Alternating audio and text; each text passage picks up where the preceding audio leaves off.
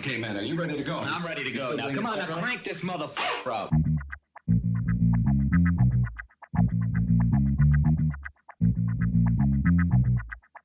Break it down like this.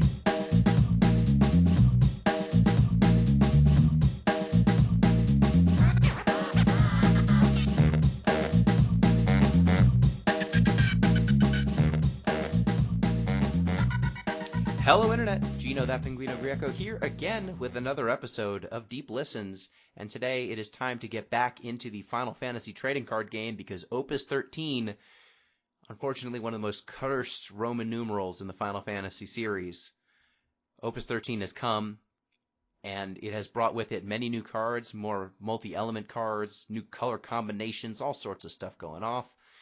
And to review this set and go over some of the cards that we find most interesting, I am joined, as always, by John Schreiner. Hello. Hello, how's it going? Good. It's going well. I'm getting back into the game, and it's fun.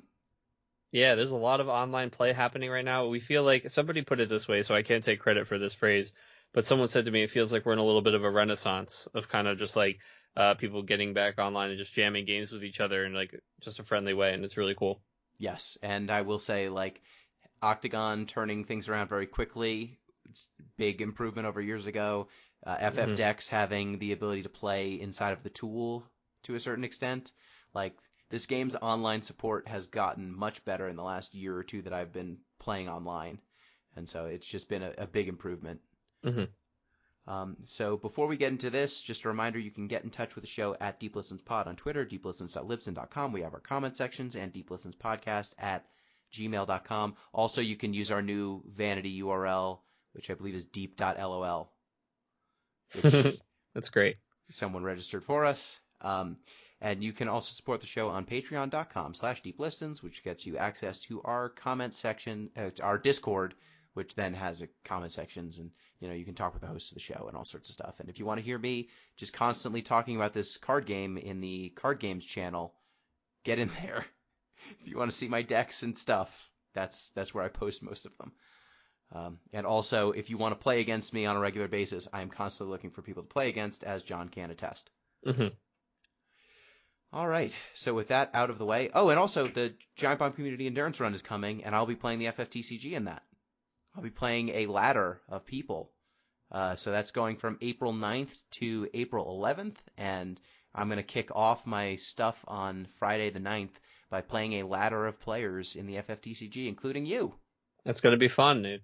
I think that's great. I like the Mortal Kombat style Ascension.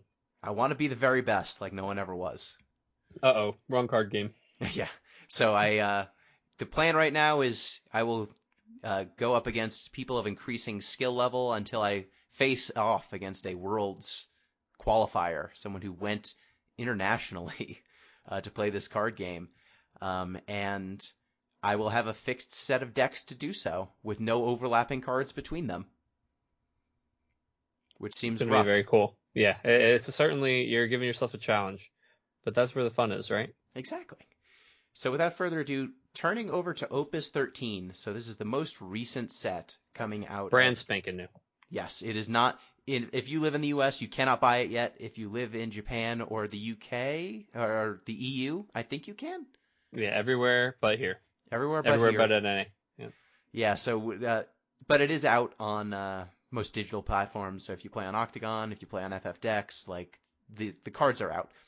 So the big new kind of feature in Opus XIII is more color combinations for multi-element cards. So if people did not listen to our last show, or you haven't played any Opus XII, multi-element's a relatively new mechanic. John, can you explain to the listeners what multi-element cards are and what they do, just baseline? Yeah, absolutely. So if you're familiar with Magic or a lot of other games, they have already done this mechanic, so it will probably be familiar to you. But there's obviously a color pie in the Final Fantasy trading card game with 6 main elements, and usually you have to pay for those elements using cards or backups of that type. And there are now multi-element cards, and for all purposes, those cards encompass 2 elements at the same time. They are always both of those elements, so some examples are lightning water or fire ice. And those cards require you to pay one of each of the different types to play them, but they can also be discarded from hand to create 2 CP of either type. So they're really powerful in that sense where they have this additional restriction on how to play them, but they have a lot more flexibility on how you could use them. And they also usually have two abilities, one of them being kind of like the one type, like a wind ability, and one being more of the earth ability on a wind earth card. So they would just kind of be encompassing those elements from the different types, like, brave for earth cards or activation for wind cards or discard for ice, things like that. Yeah, so they tend to get a little bit of flavor or a little bit of power from either element, so they kind of encompass both flavorfully, and they also tend to have a slight power increase because they tend to be more restrictive. You can only play them in decks that are at least 2 elements in most cases. So quite literally their power level and also like the power of their effects. Yes, and them being discardable for 2 elements. They, unlike in other card games where multi-element cards tend to be restrictive in terms of what sorts of decks you can play, but they're the payoffs. In this game, they are both the payoff and the enabler. So if you have a bunch of multi-element cards, it actually makes it easier to play your other multi-element cards because, if you have 2 ice fire cards in your hand and you need to play an ice fire card that costs 4, you can discard 1 for ice, discard 1 for fire, and boom, you've got a 4-drop ice fire card. Whereas you would have needed cards of 1 fire card, 1 ice card, which might be harder to come by depending on how hard you're stretching. Right, exactly. And the nice thing about this being the second set for the multi-element cards is that we've already seen in 1 or 2 weeks of testing how prevalent like these 3-color decks, they just flow so smoothly. They just smooth. Yes. They really are, though, and it's nice because they can even be as gimmicky as, engineers, and all of a sudden it flows like butter. It's just like these multi-element cards make things very, very flexible. Yes. So that's kind of the new addition. There's new color combinations that are supported now. The original set had Earth Wind, Earth Lightning, Lightning Water, Water Fire, Fire Ice, Ice Wind. This latest set has 1 card for each of those combinations, so they didn't just leave those behind. We've got 1 representative from each of those 6 color combinations. And then we also see Fire Wind, Fire Lightning. Let me try to do these. The order's not as smooth for these as the old It's ones backwards. Yeah. Fire Wind, Wind Lightning, Lightning Fire. That's kind of a trifecta. And then we've got Ice Earth, Earth Water, Water Ice. Water Ice. Yeah. Yes. So we've got like 3 little clusters there. And so we're expecting that the next set will finish it off and give us Wind, Water, Fire, Earth, and Ice Lightning.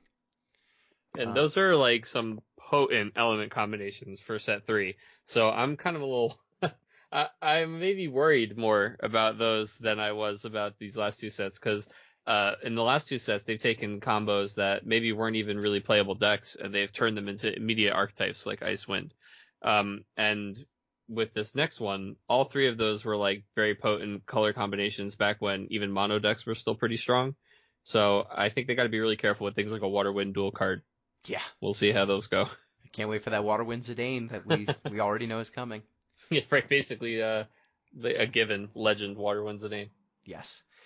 So let's start off with the monocolored cards. And as in reviews past, we're going to do this in a best card in the element, underrated card, overrated card. So picking out a card that we think is just the best card for a given element, then what's a personal card we think is a little bit underrated, and then what's a card that we think people are maybe a little too hyped on. And I think in a lot of these cases, like underrated doesn't mean bad. Underrated means maybe people think it's going to be in every deck and we think it'll be more niche, I mean overrated, right? Yeah, for that. For overrated. Yes. Underrateds tend to be like maybe someone thinks it's unplayable, but I think it'll fit in one deck. So, yeah, the overrated card might actually be better than the underrated card, but, this is how things go. So starting off, we've got Fire. John, what do you think is the best Fire card in Opus 13? Oh man, well, I would be really boring in almost all these colors and just say like the new cycle of 3-color backups that find the next cards because I'm going to be playing them so often. But real answer, I have to say Axstar actually. Yeah, I think we're in agreement there. So Axstar is a 4CP 8K FFBE job mercenary. So when Axstar enters the field, you can choose one card with EX Burst in your damage zone. You may trigger this EX Burst effect. This effect is put on the stack, so it doesn't just happen immediately. And then at damage 3, when Axstar enters the field, you may search for one category FFBE character other than card name Axstar and add it to your hand. So he's an on-curve body with kind of a build-your-own ETB trigger. Like It's funny. I actually really like you describing it like that. I didn't even think of that. He is kind of like a build-your-own ETB. Like, That's funny. Do you want him to search a card? Do you want him to kill something? Do you want him to do some sort of buff effect? It's really whatever bursts you put in your deck and can get to the damage zone before he comes into play.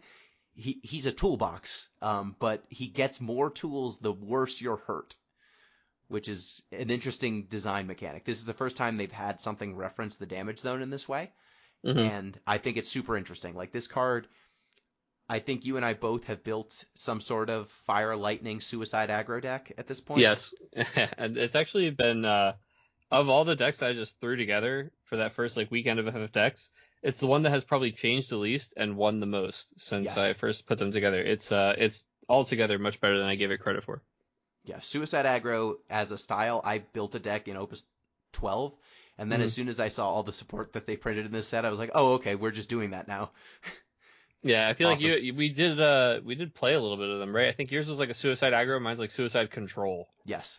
It's like, yeah, I'm doing all those like late game summons and stuff. But yeah, it's just really cool that like punching yourself in the face has never felt so good.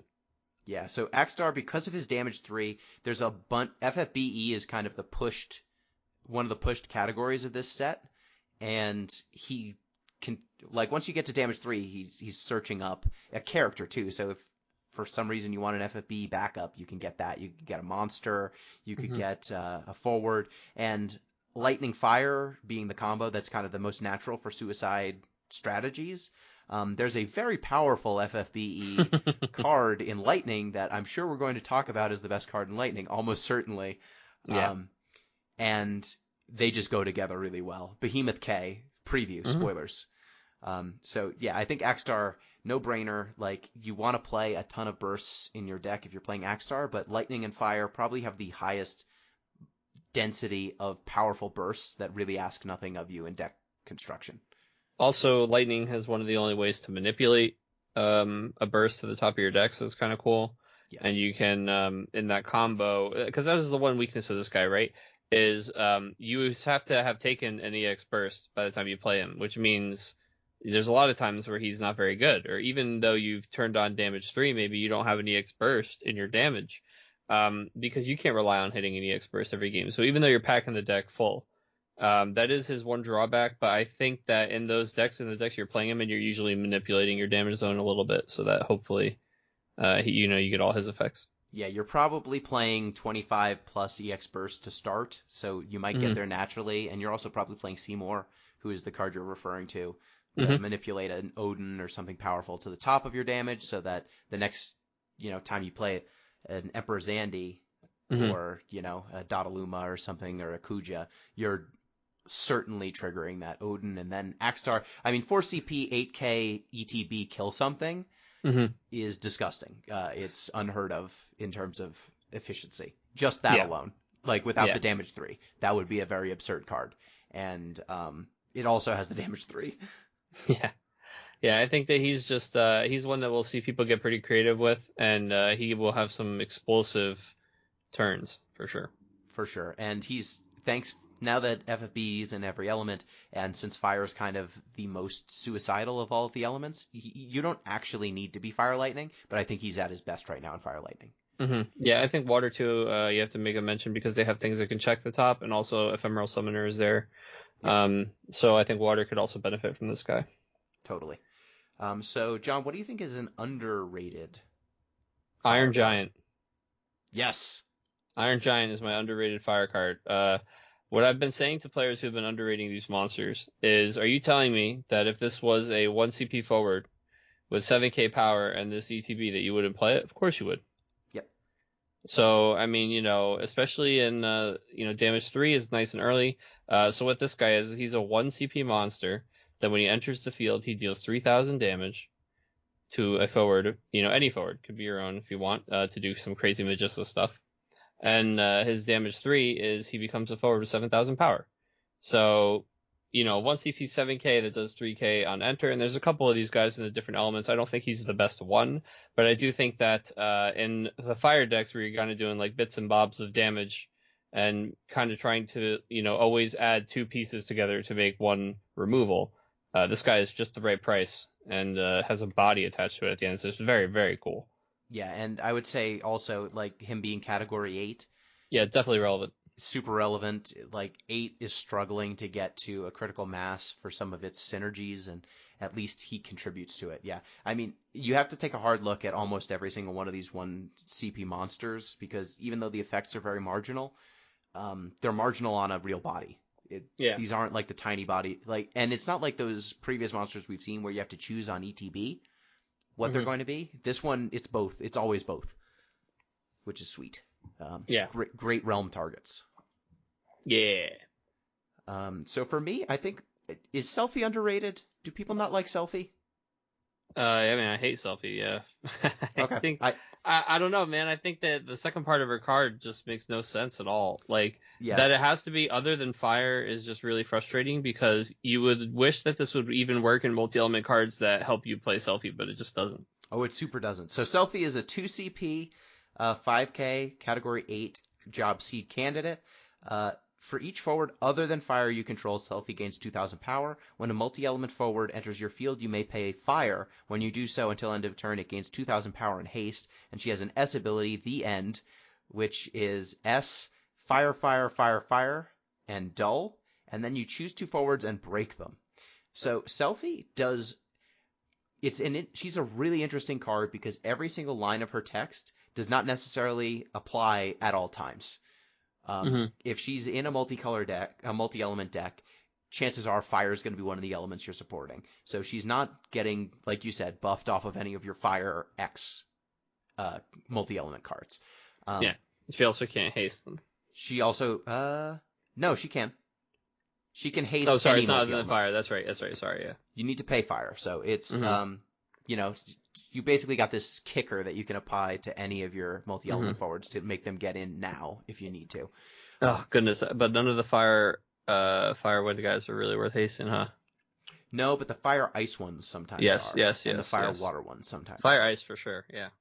Yeah, so Selfie, I've played her in fire ice water in a deck that I've made, and I usually don't get the first part of it very much. I don't get the buffs, but having the option to give things haste and additional power is a nice little outlet to have. When she gets bigger, she's starting on rate. You only really need 1 or 2 other things that trigger her, like nickel or chime, like cards that you would be playing anyway. And if she gets up to 9k, that's gravy. Like, now you've got a 2 CP 9k. So I'm not expecting that to happen all the time. And the end, another thing that doesn't turn on all the time, but when it does, oh boy, does it turn on. They just break 2 dudes. Break 2 dudes, like on your 2-drop. So it's not that Selfie is dominant in every deck that I think she could see play in. I just think that she does enough different things that are all powerful contextually that she comes together to be a card that's worth playing. You'd love if you got everything constantly, and there are some cards we'll talk about later where you do get everything constantly. But I think Selfie, you can use all parts of this card in powerful ways. Like, every single one of these lines is powerful in context, and so it comes together to be worth 2 CP to me. So I don't know that it's going to – I don't know if you want a dual element deck to maximize Selfie, so Selfie is always huge. You can do that. You could go very heavy multi-element and really lean on the second clause of hers, or you could, lean heavily onto playing a lot of Selfies and just using the end constantly, because that is one of the most powerful S abilities I think we've seen, right? Break 2 dudes. Yeah. I mean, for that cost, yeah. Yeah, definitely. Not even close to one of the most powerful S abilities I don't think we've seen. I mean, you want to start talking about the ones that cost like 10 lightning, like Death or Giga Graviton? No, yeah, but you know what I mean? Like, for like something you're going to do, 4 CP is a great rate to break 2 forwards. 4 CP is Selfie and tap, so 6 CP. and tapping this forward that, it's like that it's whatever at that point. You're breaking two of their guys. I do just wish it removed them, and that's only for flavor purposes.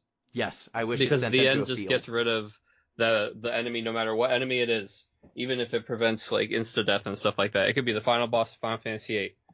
She can just end them. So you send them to a flowery field, and then they're gone. That's it. And Squall finds them at the end of the game. Like, what are you doing here? So, what do we think is potentially an overrated fire card? An overrated fire card. I maybe have to give it to. People are gonna get really mad at me for saying this. Rubicante a little bit. So people are really, really hyped up about Rubicante. Wow, he's so nuts. Only at damage 3, he becomes an 8K, and then when he's put into the break zone, he deals something 8K. I mean, I felt a lot differently about this guy on his first read when he was revealed because the context was different. Having played some games over the past couple of days, man, I'm not worried about 8K at all. I'm not worried about him being 8K. I'm not worried about him dealing 8K. It's just like, it's not that it's bad. I just think that people were just like, well, he goes in anything with red, and I just don't think maybe that's not the case anymore. Yeah, I just have a hard time. Like, mono fire is not really a thing right now. So I mean, even in like the Archfiend's deck, I feel like when all the other guys are coming out and doing their thing, they're just like better at all being on the table than he is. It's like he is very selfish in what he does. Yeah, he's just a very solid 2-drop. Certainly a very solid 2-drop. I mean, but I'm looking at the other things I'm playing. We'll get into them in the dual element stuff. But I mean, there's some 2-drops in this set that are working like 3 jobs. Exactly. And Rubicante is like a fry cook, dude. And I'm just like, it's not that it's not a noble profession. He's out here trying to earn his $15 an hour, but it's just not my cup of tea. I don't think this set. Yeah, I agree. I think it reads really well. It probably plays well. It's just not. I don't think it goes in every fire deck or anything. Mm-hmm. I think. Man, I don't think people are. I think people are properly rating Rain. Rain has had so I played Rain in Cube yesterday, which was really my first experience with him. And the turn I played him, I was like, wow, this guy is crazy. And every turn after that, not crazy anymore. Yeah, I was like, oh, damn it, I wish this was like any other dude. I mean, yeah, he's cool when he came down because I paid like 2 for him. And, I was playing 2 colors. So I paid like 2 for him, and he did 10K the turn he came down, right? He did 5 and 5. But yeah, I don't know. It was just, it was kind of like the turn I did it. And after that, it wasn't as exciting. It was like a, firework, dude. He popped, and there was like that brief moment. And then after that, I was like, all I had left was my memory of the turn he came down. Yeah, so that's kind of where I'm getting at with Rain is like, he's 6 CP, 7K, category FFB, job king. Can't even be a knight. Come on, Rain. The cost required to cast Rain is reduced by 1 for each fire backup you control. When he enters the field or attacks, choose 1 forward opponent controls, deal it 1,000 damage for each backup you control, and then damage 3, Rain gains haste. So this is really a card that fits in exactly one deck, and that's mono fire. And I don't know. I guess he's just so cheap in mono fire. You're fine with him just being understated. Yeah, so the thing is, like, even if it's not mono, right? So I was playing this deck that had 3 fire backups, so he was a 3 CP. And it's just like, is fair. It's like, okay, but yeah, but he's also dealing, the 1,000 isn't just for the fire backup, so that's a big deal, right? Yep. So it's like, he came down and he did the full 5K for my backups, and he gets to attack right away, because I was at damage 3, and then he did another 5K. So like, hey, that's a good rate, like, there aren't a lot of forwards that are attacking and putting 5 on something. That's kind of like, WAF level, like, aggression on a guy. But, Rain, himself, he's just, yeah, like you said, he's understated. Even though he's like targeting a guy when he attacks, 5K is probably not removing something by itself. So then you have to kind of like combo him with a summon or something anyway, or you're just like trying to trade him up into a bigger guy. And I just think Fire's doing way more exciting things than that with their high cost cards.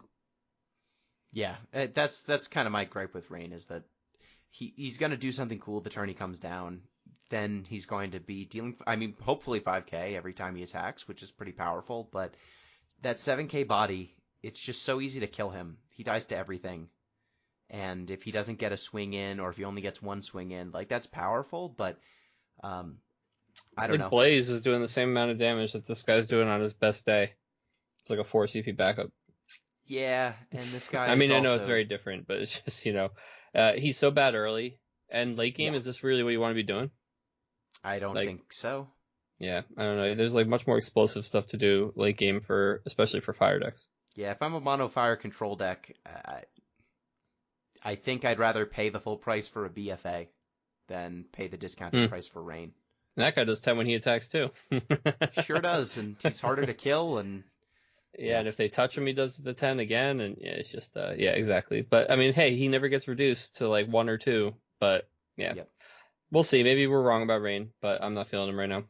Yeah, I mean, the only mono fire deck that's seeing any play right now is Samurai's, I think. So, I don't think Rain goes there. No, they're doing Ranjit instead. Yep.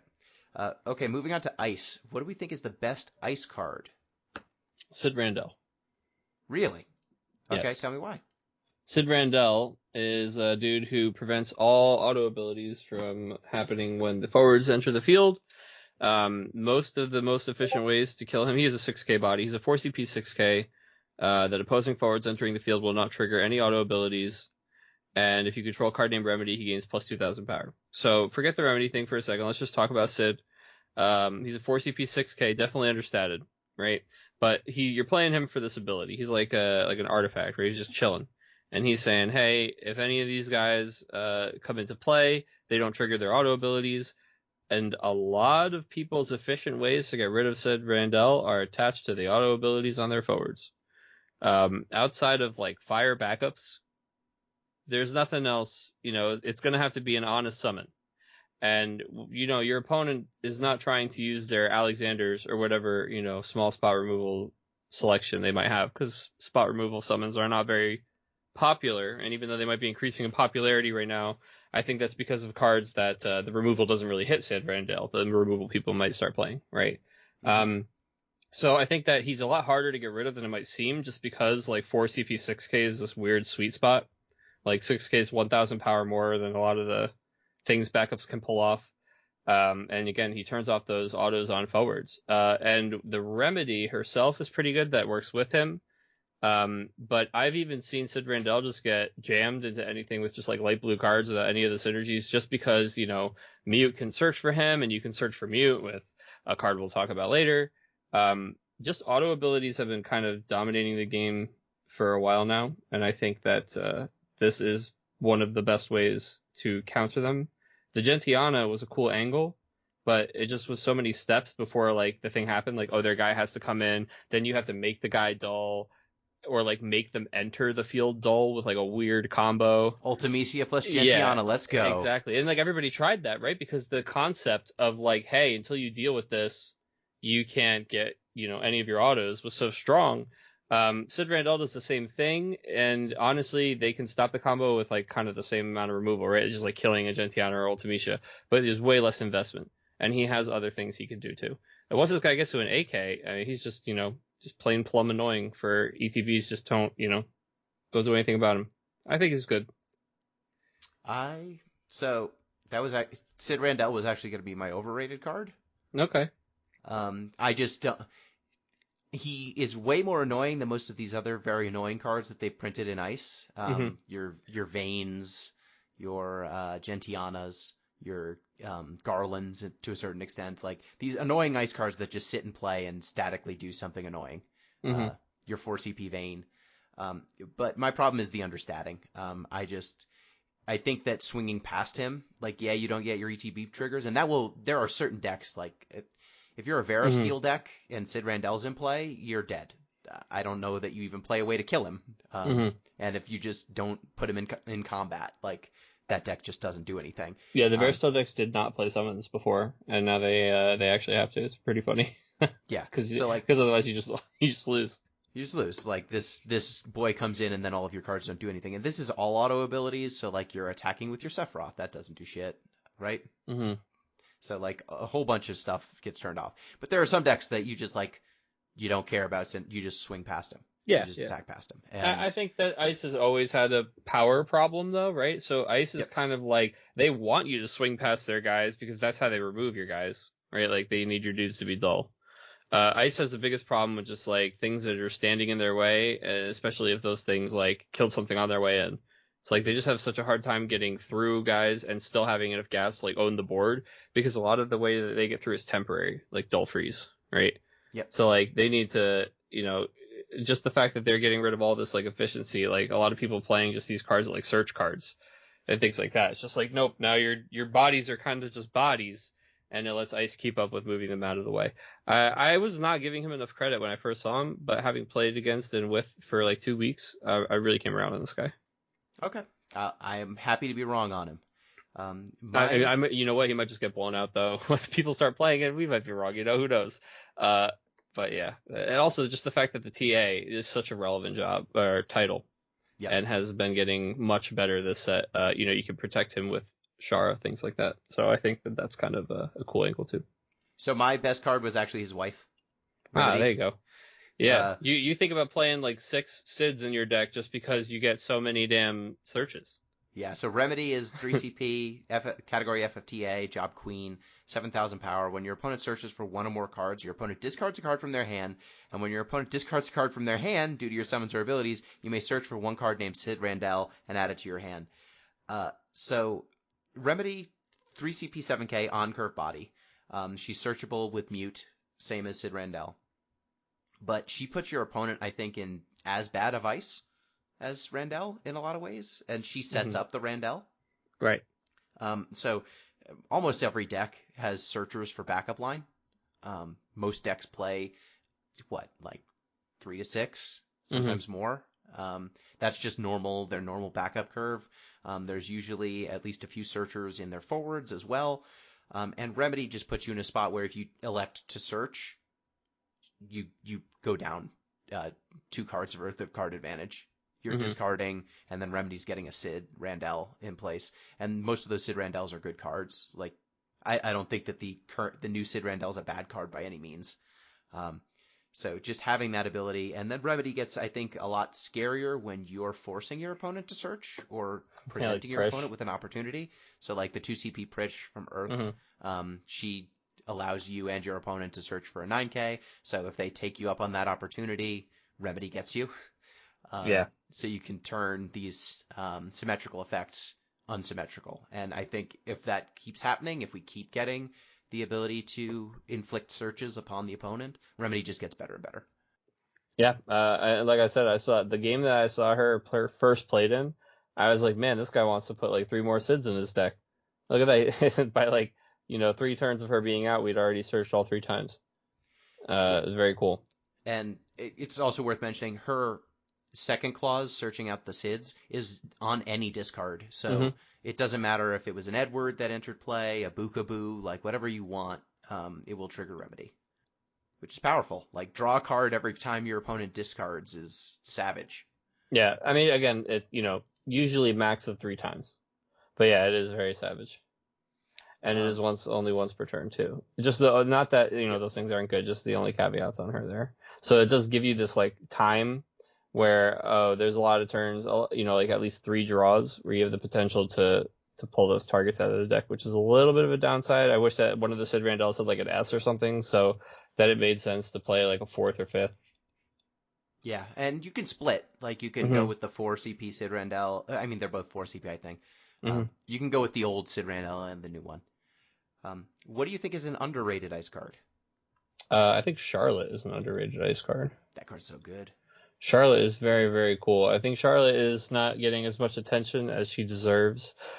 She is a summons or abilities must choose Charlotte kind of card. So she's a 2 CP 5K Knight, FFBE, forward. Summons or abilities of your opponent must choose Charlotte if possible. And damage 3 is she gains 2,000 power and the damage dealt to her is reduced by 2,000 instead. So mostly this card is just a really, really inexpensive way to put a lightning rod on your table. And just say, okay, if you want to try and do something to, insert good card here, you have to get past Charlotte's big old shield first. And I was even playing this one deck where I was just, because she's FFBE and a knight, there's like a couple different ways to pump the power here.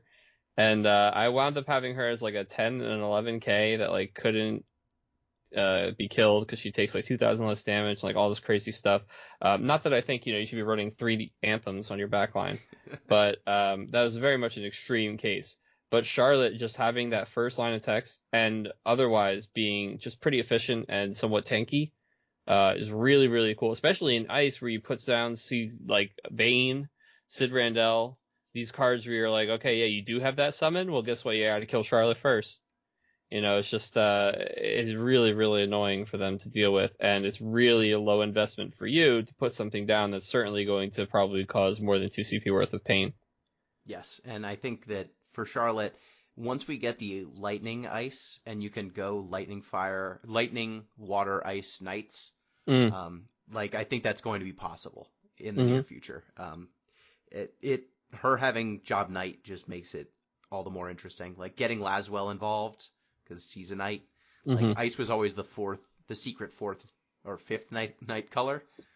Yeah, that was when we had the I was playing that Laswell too because he was like he starts off at 8K and you give him the 3. He's got the same job as her, so you give him the same 3 buffs, and I had an 11K Laswell. Yeah, so like I think fun that stuff. Yeah, this Charlotte, like you can just throw her into a deck and she'll protect one of your forwards from spot removal once, which is plenty. That's plenty good for a 2-drop that can also attack and do things. Like, people play Cleone. Charlotte does a lot of what Cleone does, but better. I mean, Unsaganashi almost too, right? It's just like she almost is better than him in some ways, and certainly worse than many others. But I'm just saying, it's like that. Hey, you have to choose me. Also is persistent. It's not like a one-shot deal because, like, yeah, it's one shot if they're using removal, they have to kill her. But if they're trying to do anything to their own guys, it's like, oh, hey, no, thank you, I'll take that. Waiter, I'll take one. I'll have what he's having. Yes. Oh, Crystal Exarch, thank you. Very kind of you for 2,000 power. Yeah, so for me, the underrated card, I was going to go with Tella. Okay, yeah. The backup, he's 4 CP, Pictologica, and Category 4. Job Sage, he's an EX burst. When Tella enters the field, choose 1 summon in your break zone, add it to your hand, and then Dull, discard 1 summon, put Tella into the break zone, choose 1 Dull forward, deal 3,000 damage for each CP required to cast the discarded summon. So if you're just playing like normal summons that cost 3 and 4 CP, it's very easy for him to be a Dull, discard a 4-drop, deal 12k. He will most likely kill something with that ability if you need it. And by sacrificing himself, huh? Wow. What flavor? Yeah. Every Tella they have to make has to sacrifice itself, huh? Did you know he dies? Well, it's like the cane, bro. It's like when we get to the cane, man. It's just every cane has to be brainwashed. They have to smack you across the face with it. Every Delita has to betray you. Every cane has to be brainwashed, and every Tella has to kill himself. Yeah. But yeah, I think that not having a color restriction on the summon recursion is a big deal. Like a lot of the Ice EX Burst backups are restricted on a category or restricted on Ice summons. Like we have an Ice Terra already, but she's restricted on Ice summons. So I think the Tella just fits nicely into any 2-element deck. If you're playing, 3 to 6 summons, he'll probably be able to get you something back and just be an efficient play. And a burst. A good burst, too. Like people, burst, get your best summon. Yeah. Yeah, exactly. So yeah, not that sexy, but I think he'll just see a lot of play. Well, I agree. I mean, I think the one game that you're playing him against me, I was just like, oh wow, that does a lot of damage. Yeah. Yeah. 12k is very easy. Like a 4-drop summon is really easy to put in your deck. Most people do it. So, discard a 5-drop summon, deal 15k, boom. That'll kill anything.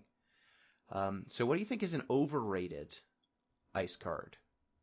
I said mine already. Oh, yeah, that you thought it was Sid. Yeah, I don't know. There's not really anybody overrating the Legend. I just don't think she's so hot. I don't know. I guess I don't know that anybody's rating any Ice cards too high. Yeah. So I will talk about Physalis a little bit. I'll say that I think Physalis, there are some people who are very excited about her. I guess this is a hot take, right? Because Alex says that she's pretty good. So when Physalis, she's a 5 CP, 9k. When she enters the field or attacks, if your opponent has 3 cards or less in their hand, select one of the 2 following actions. If your opponent has no cards in their hand, select 2 of the 2 instead. Choose one character, dull and freeze it. draw 1 card. And then she has an S ability that's S, Ice, Ice, choose 1 forward, deal a 10,000 damage, and that forward's controller discards 1 card from their hand. So I will say that this card's S ability is fantastic. Yes. Wow, what an insane S ability. It's not restricted to dull, any of that stuff. But that being said, this is the only Physalis card, which means, you got 3 of them in the deck. There's 2 of them that can use the move. Yeah, you could recycle that a bit. FFBE is relevant. You could always put this in Ice, Earth, things like that. But this is one of those cards that wants people to have, like, no cards in their hand or few cards in their hand. You're very rarely going to be in a position where, if you're triggering the second thing, you're already winning, right? The 2 out of 2, they have no cards in their hand, and you're attacking with this. So it's been down for a turn. It's nice that when she enters the field, she gets the thing too. So ETB, just draw the card. It's such a great neutral thing for this to be a 5CP 9K. So you know what? That might just be worth enough of an investment that this card is actually better than I'm giving it credit for. I just think that Ice is struggling a bit with having like closers, having a good top end. And I don't know that another 5CP 9K is like really what Ice was looking for. I think they just needed something that had a new angle. It is nice that this is character instead of forward. It's nice that it has a neutral option, which is kind of a new angle for Ice. This does a lot of non-Ice things, but people are a little bit hype on this. I don't think it's going to be bringing Ice back by itself. Yeah, the problem is that there's just the strong part of Ice was always the 5CP slot in a lot of cases. Yeah, it's like always. Over like, and over. You've got your Orphan, you've got Kuja, you've got Sidalstein, you've got a bunch of Vayne. You got Vayne. Like, there's a bunch of really strong 5CP choices. This one's really strong. It does cool things and it's repeated. Yeah. But your opponent has to have 3 or fewer cards in their hand for it to do anything special. Let's just think about the games we've been playing over the last 2 weeks, man. Like I said the other day, people are pulling cards out from behind their ears, dude. They're finding them under the table. Like, people have so many cards in their hand that I've seen people contemplate discarding down 2 cards. Like, that's how many cards people have in their hand these days. You know what I mean? It's just, I think that Ice needs to evolve beyond just the discard identity. And the Dull and Freeze character is kind of cool, but this is an interesting thing I heard people talking about that I really liked, is that Dull and Freeze as a mechanic just never gets better. As like cards get better, Dull and Freeze cannot get better, right? Dull and Freeze will always just Dull and Freeze a guy. Where like Fire scales up really easily. Like Fire, how do the cards get better? You just deal more damage, right? Just put more damage on things. You can't like more Dull and Freeze something.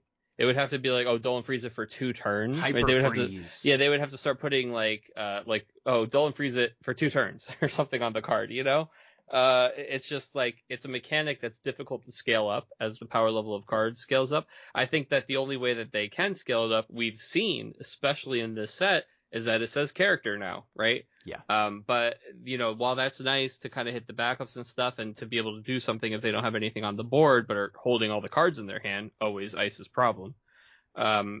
It's just, I think they need just maybe a little bit more. I'm hoping that maybe the audio ability angle can be that angle.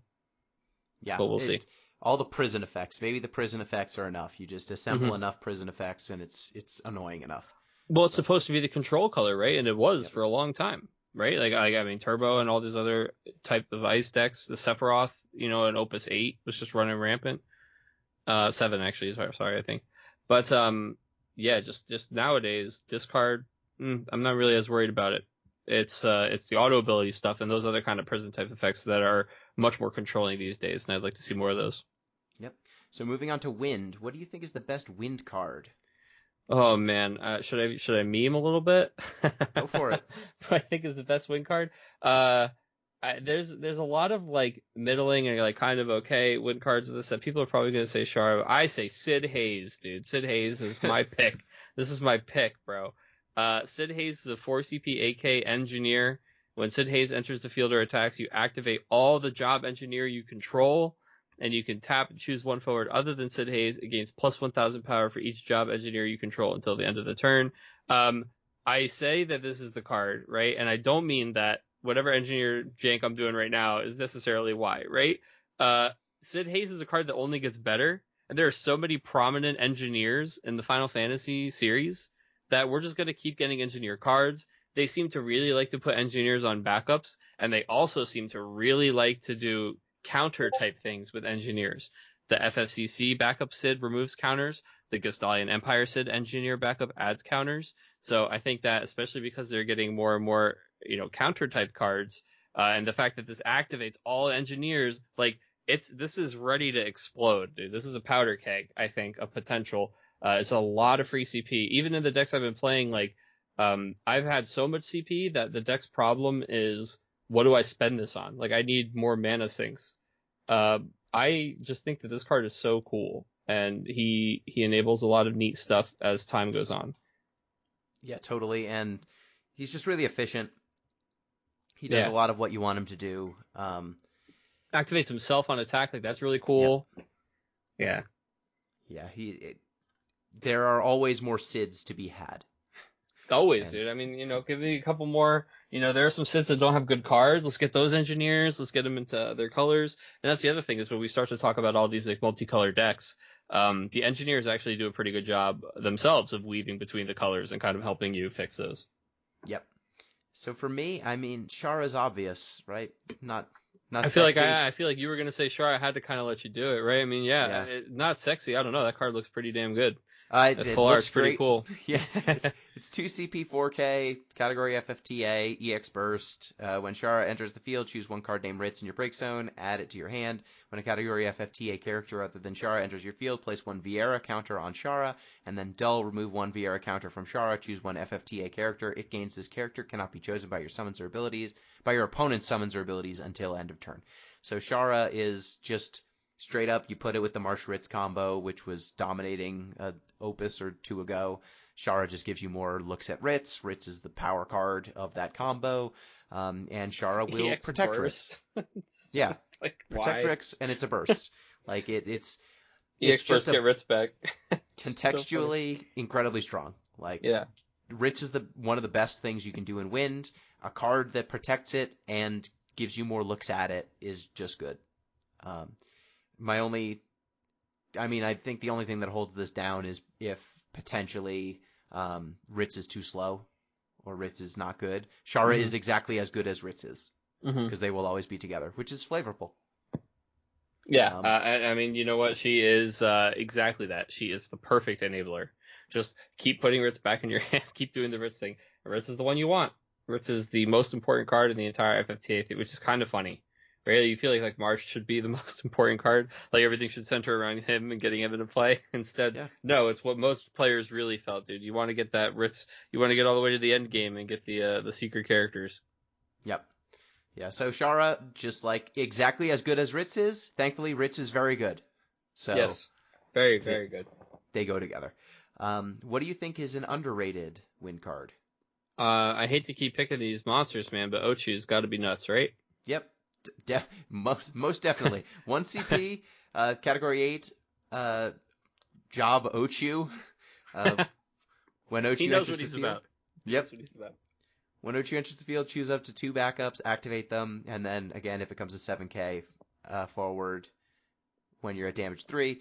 Like, I don't know, generating CP for free is never okay, is it? Yeah, it's kind of wild, man. I mean, just imagine like off of Realm, you just activate 2 backups. Yep. Like Realm plays this guy, something else, you activate 2 backups. Boom! Now like my monster counter is higher. Like it's a 7k. It's just you think about New Hope, dude. You like play this thing and you activate 4 characters. It's very. I think it just has to be good. It just got to be. It's got to be the best like activate stuff monster that Wind has, and 1 CP is the right rate. Yeah, and it doesn't, like, almost all of these monsters that reactivate backups in Wind are always activate backups. This one is ETB. So this Ochu, once it becomes a forward, you can always, there's loop potential here. If you can just bounce it back to your hand and replay it, it's netting you a CP if you can bounce for free. So, like, anything with loop potential and generically just nets you CP on cast, is scary. It's a scary effect. Yeah, I mean, you play this guy, activate your Althea him back to your hand, play him. Just, you know. Yeah, just I don't know, man. This activate 2 backups, 1 CP, get 2 CP. Yeah, you're Seems discarding good. the card from your hand, but 1 CP, get 2 CP, 7K. yes, yeah, 7K. Again, like I was saying, you're telling me you wouldn't play this guy. You wouldn't play a 1 CP, 7K that activated 2 backups when it came into play. Of course you would. What was the old Vaughn that was 1 CP? That Vaughn is still good, dude. Just because of how good Icewind is, he became good. He went from literally the worst to a very good card. He's 1 CP 3K when he enters the field, choose 1 backup, activate it. When he attacks, choose 1 backup, activate it. Yeah. So at his worst, he does, he always activates the thing once, right? Or as a storm counter +1. That's the other thing for this guy, Oshu, right? Like, hello, lock. No, nice and easy. Yep. So my underrated card ties into your underrated card, Stiltskin. Oh, Stiltskin, baby. Category FFCC, 3 CP backup, job Moogle. When Stiltskin enters the field, you may search for 1 forward of cost 1 or monster of cost 1 and add it to your hand. Just 1 CP things are much more relevant than they've ever been. It used to be that they just got outclassed too fast. Not no more. Being able to search up a Boko, being able to search up any of these monsters that we're talking about, being able to search up a goblin, like there are a lot of really... Cactuar, yep. A lot of really relevant things to search up. And Stiltskin does it all. Like it does forwards and monsters. So there's a nice wide coverage. Yeah. So you can some grant insane stuff in element. Yeah. Haste a dozen different ways. Yeah, like this guy's wild in Wind Lightning. Just really, really strong in that deck. Go get a skeleton, break a 2 cost. Yeah, that deck. I mean, you're playing Cactuars and you want them online as soon as possible to turn on all your damage stuff. And you're playing Sid Previas, so you want them in the break zone as soon as possible. And you search for this guy with Northstalin. Yeah, seems good. Oh, yeah. Yep. Category FFCC, which How is... about that? Weird. Can't believe it. They printed another good FFCC backup. Yeah, they actually printed 2. This guy doesn't fit into anything because this guy's not overrated, underrated, or best, but he's just good. You gotta shout out Pavlov, dude. This guy, when he enters the field, you choose 2 FFCC characters to activate them. So yeah, if you haven't seen the theme, it's just keep doing really, really efficient stuff. Wynn's just, always good at that. I'm just so happy that we have a Job Penguin now. Yeah, dude, he's already in the game, dude. We had Job Penguin. I know, but this is a good one. Yes. Yes. Unfortunately, he's still not a forward, although you can use Mira to make him a forward, and then Bartz becomes a penguin. Oh, that's true. I can make that happen. What do you think in terms of an overrated card? An overrated wind card for this set. Maybe mid. So I was actually really high on this mid earlier. Like when it got revealed, like, oh my god, back attack, choose something, and this can't be chosen by abilities. But like then they printed Dryad, and it became much, much easier to do like the haha blowout, you can't choose my guy with abilities. And like the dream scenario for mid is, so mid is a 4 CP FFBE character, job member of the orders, 7,000 power with back attack, and back attack is a rare keyword.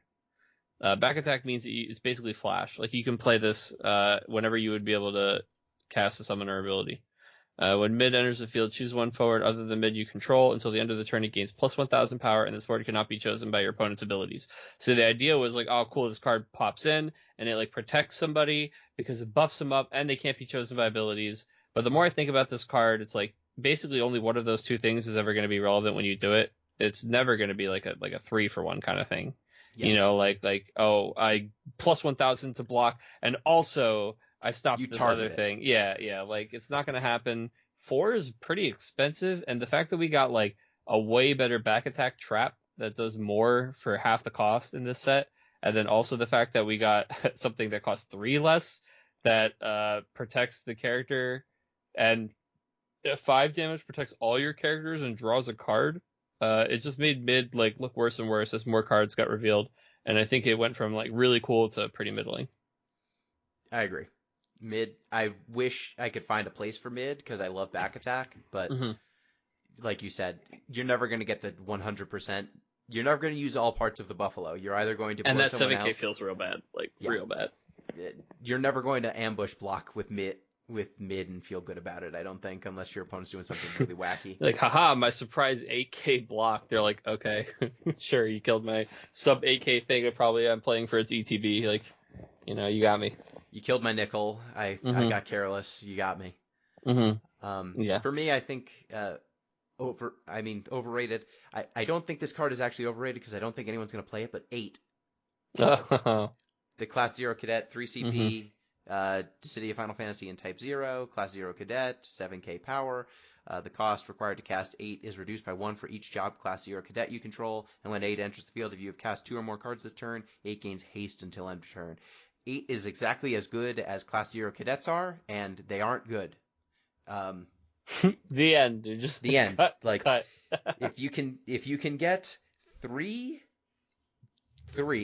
Class 0 Cadets into play, like if 8 was 1 CP 7k, like we've seen 1 CP 7ks. They're the monsters we were just talking about, and they had abilities that did things. 8 doesn't. Like, you can give 8 haste, but a hasty 7k is not especially good. So if you have 3 cadets in play, he's free, which is exactly how much I want to pay for him. And I just have a hard time. I struggle, especially in Wind, to get 3 Class 0 cadets that I want. So he's cursed with a synergy for a job that is just spread across 3 different elements, and all of the cards require you to have like 8 copies of their job in play before they're reasonable. I was just about to say, how crazy is it that we're in a world where 3-color decks are like easy. They're like everywhere. They're any 3 colors almost, right? And it's like, and Class 0 Cadets even has 2 dual color elements that go across those 3 colors, and it just doesn't make sense. It still just doesn't make sense. They needed to get like 6 dual element cards this set, and then it could have maybe become a thing. I don't, and this is the Dissidia Final Fantasy art, and I know that you are a Dissidia Final Fantasy Opera Omnia player, as am I, and you know how strong 8 is. Yes. And the thing that bothers me in general is like, hey, look, the Type 0 characters are not really beloved, right? No. But in DFFOO, they're like, what are we going to do with these characters no one cares about? We're going to make them all amazing. And then everyone's going to care a lot about them. You know what? I love 8. I've never touched 8 in the game unless they made me when I played Type 0. And I love this guy because when I look at him, I just think of what he does in the mobile game. And the characters in the card game, they just don't ever make them cool. I don't get it. It's like, just make them cool so we can like Type 0, please. Just print like 3 backups with that job. Just 3. Come on, what are you doing? Just give them the full backup line. Who cares, dude? The engineers are better than Class 0 Cadet, and Class 0 Cadet has been getting support. They had like 2 starter decks and all these different sets. I don't know. Yeah. So don't. I've tried it. Don't. I've tried it too. Don't do it. I did the thing, dude. I played all 3 new cards and I just sat there like, okay, I did it. Now I'm assembled Exodia, and it gave me almost no card advantage. It wasn't awesome. Like it was like I assembled like a puzzle. Like it wasn't actually Exodia. It was like a picture of the 5 Exodia cards that somebody had printed out and cut into a puzzle. Like that's what I assembled. I was like, man, this sure doesn't feel the same as assembling Exodia. Instead of winning a game, I have this framed picture on a wall. It's very nice. Instead of winning a game, I'm reminded how I've lost. Moving on to Earth. What do we think is the best Earth card? The best Earth card, I have to give it to the Archfiend, who I was not giving it to in any of the other elements, but boy howdy, do I give it to him here. Scarmiglione is my pick for the best Earth card. This guy is cool in all the best ways. He's a 2 CP, 3k. Don't let that scare you. He's Job Archfiend, category 4. He's got back attack and first strike. And when Scarmiglione enters the field, choose 1 forward. During this turn, if it is dealt damage, double the damage instead. This card is so cool in so many different ways. He's cool as a combo piece with a million other different effects. He's cool as a sneaky way to punish your opponent for trying the combo effects. He is a sneaky way to do like this crazy block. He's a sneaky way to make somebody else do a crazy block. He is just such a cool card. This is everything you want on a back attack card. Finally, we have the coolest back attack card they've ever made. This guy is so cool. One of the RVA returners keeps sending us messages in the group chat every single time they think of a new way that this card is just so cool. They just send a picture of the card again, like zoomed in on the face, and they say, literally the last face Zidane will ever see. Yes. They sent a picture of this, and they said, oh, would be a shame if you killed your Magissa. Yes, It's just like so cool. I think I pinged you as soon as I saw this card, and I said, I don't know that this is the best card in Earth, but it's my favorite. I really love all the tricky shit you can do with Scarmiglione, and I think if we've learned any lesson from this game, it's that if you can take an effect and put it on a body, it's usually better, and Scarmiglione is just a devastating combat trick stapled to a body. And he can be the trick himself. Like, he can double damage on an opponent, make a block, deal 6k to them out of nowhere. He can, combo up with a removal spell. He can combo up with a block that seemed good that no longer is good. And he can attack your opponent for damage. Yeah, very, very block cool. Afterwards.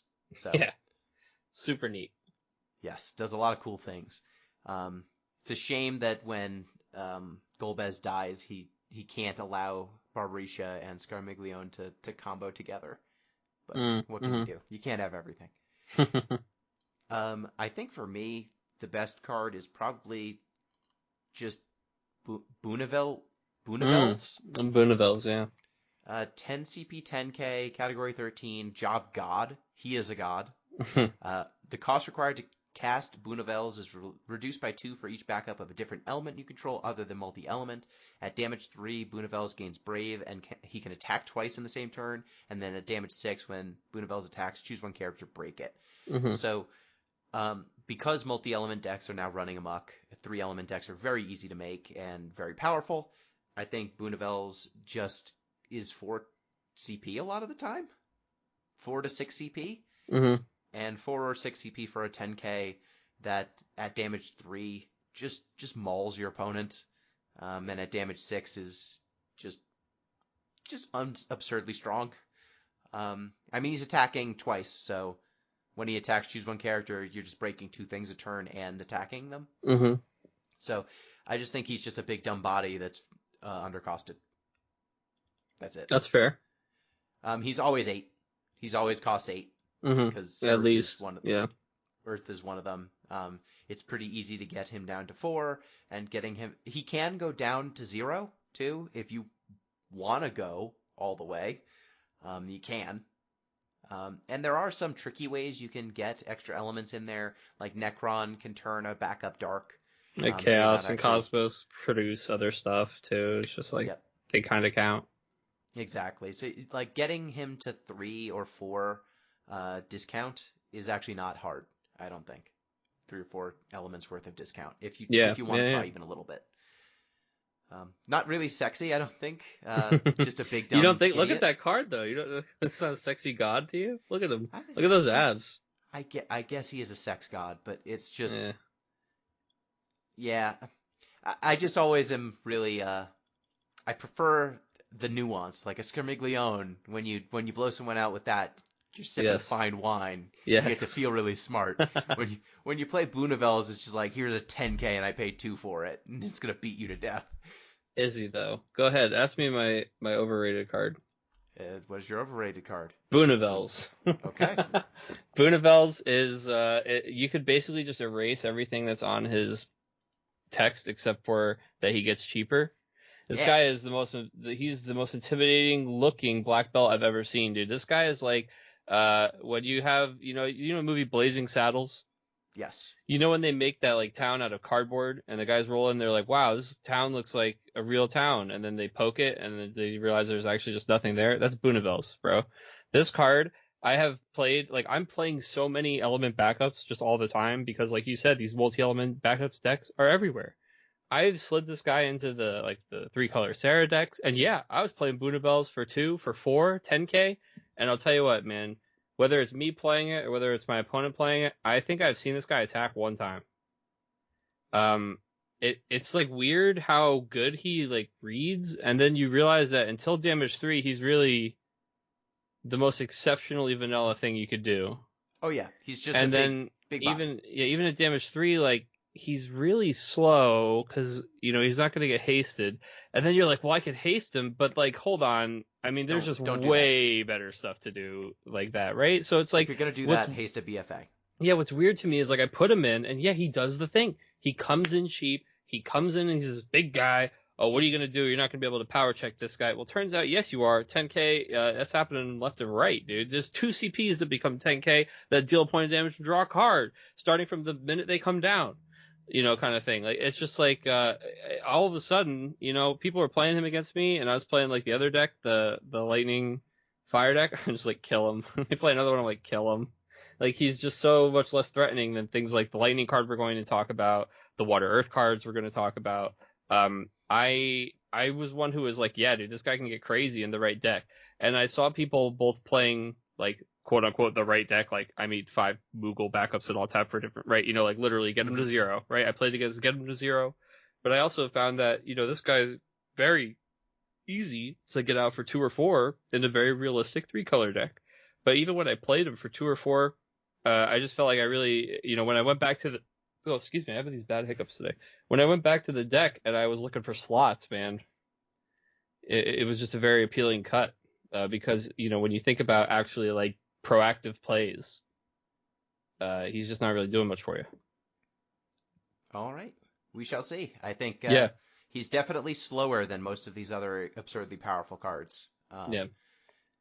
Yeah, I almost wish that he was in something that, this is going to sound crazy, but I almost wish that he was in one of, like, the jobs or the categories that got a buff. Like, this guy really needs to be 11 for me. Like 10 is like Agrius just checks this guy. It's kind of wild. Not wrong. Yeah. All right. What do you think is an underrated Earth card?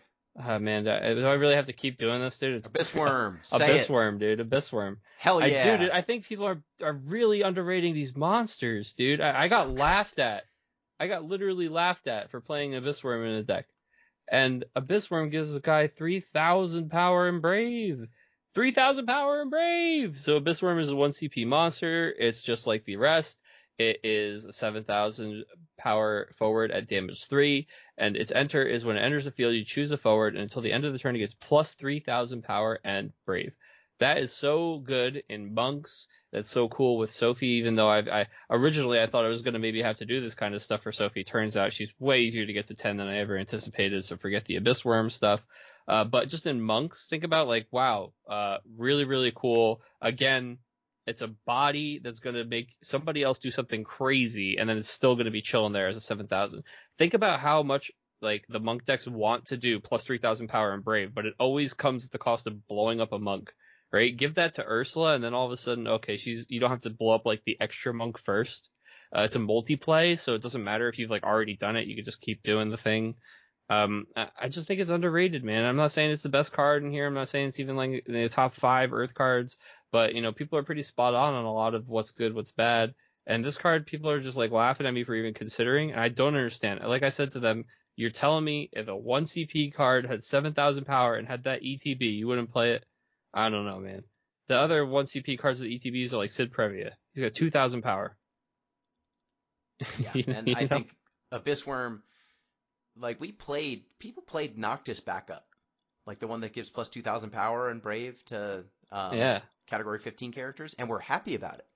People play Cyan backup, or the old Cyan or is it Samurai? Which is the one that gives plus 2,000 power? Samurai. Samurai it gives 2,000 power and Brave. It's a 2 CP Samurai. They still play it in Samurais.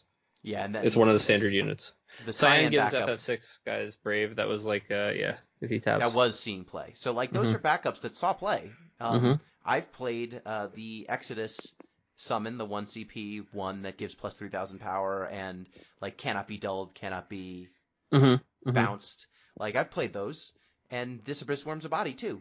So, like, yeah, like, he's not a combat trick, right? And I get that is part of the appeal of backups that can do it and of summons that can do it. But the guys that care about what their power is, or, like, care if they deal damage or get through, or even just, like, trading out a board, he's just so efficient. 3+3 is a lot. Like, it will get a forward through in a lot of circumstances, and I was going to say Abyssworm too. So we're in agreement there. He is, though. All right, then I will say another one. I'll say this Yang is not getting this attention. Even the first, like, the once over we did on this guy for the cast, I think we super underrated him because, like, just the more I read this card, he's pretty crazy. Chris is like, there's no way I want to play this guy over the 4 CP Yang because I want to play my Ursula. And I was just like, well, wait, dude, he's just going to do that, though. But you know, so what? You have to get to damage 1. Yeah, he's just like a better way to do it. He's a 3 cost. He can do it. He can play any of the monks. And he also can just play like Mott and go search another monk. The damage 3 is kind of wild. Yeah, dude, I think this guy's just great. It's hard for them to make like another Yang that somehow, you know, is like better is and relevant. different. Yeah, but I think they did it. I think this Yang is it. Yeah, this so and the other new monk. Yeah. He's 3 CP to City of Final Fantasy sorry, 4. He's a job monk. He's 7,000 power. So damage 1, when he enters the field, you can play 1 job monk or card name monk from your hand onto the field. So like you said, and it's not card restricted, it's not name restricted, it's not color restricted. So you can just play a Mott for 6. You can play a Sabin. You can play an Ursula. Play a Sophie. Play a backup. You can play backups too. Yep. It's not forward. And then damage 3, Yang gains the job forward monk. The job monk forwards and card name monk forwards you control again plus 1,000 power and brave. So he's an anthem too. Which is very cool. And it's cool because things. it's not other than Yang, which usually anthems like that are. So he also gives himself plus 1,000 power and brave. Yep. What do you think for an overrated Earth card? Boonaville. I want that one. Your turn. Right. I guess, man, a lot of them seem properly rated. Leo was one that jumped out to me, but he's 1 CP, so I can't even hate that hard. Like, yeah. 1 I CP do have to another revive one. Things. I mean, maybe tell me how you feel about this. People seem to be oddly high on Cecil. Yeah, are people? Because I don't like Cecil. Yes, I think he's fine, in limited. People are like, oh, clearly you put Cecil in there. I was like, wait, really?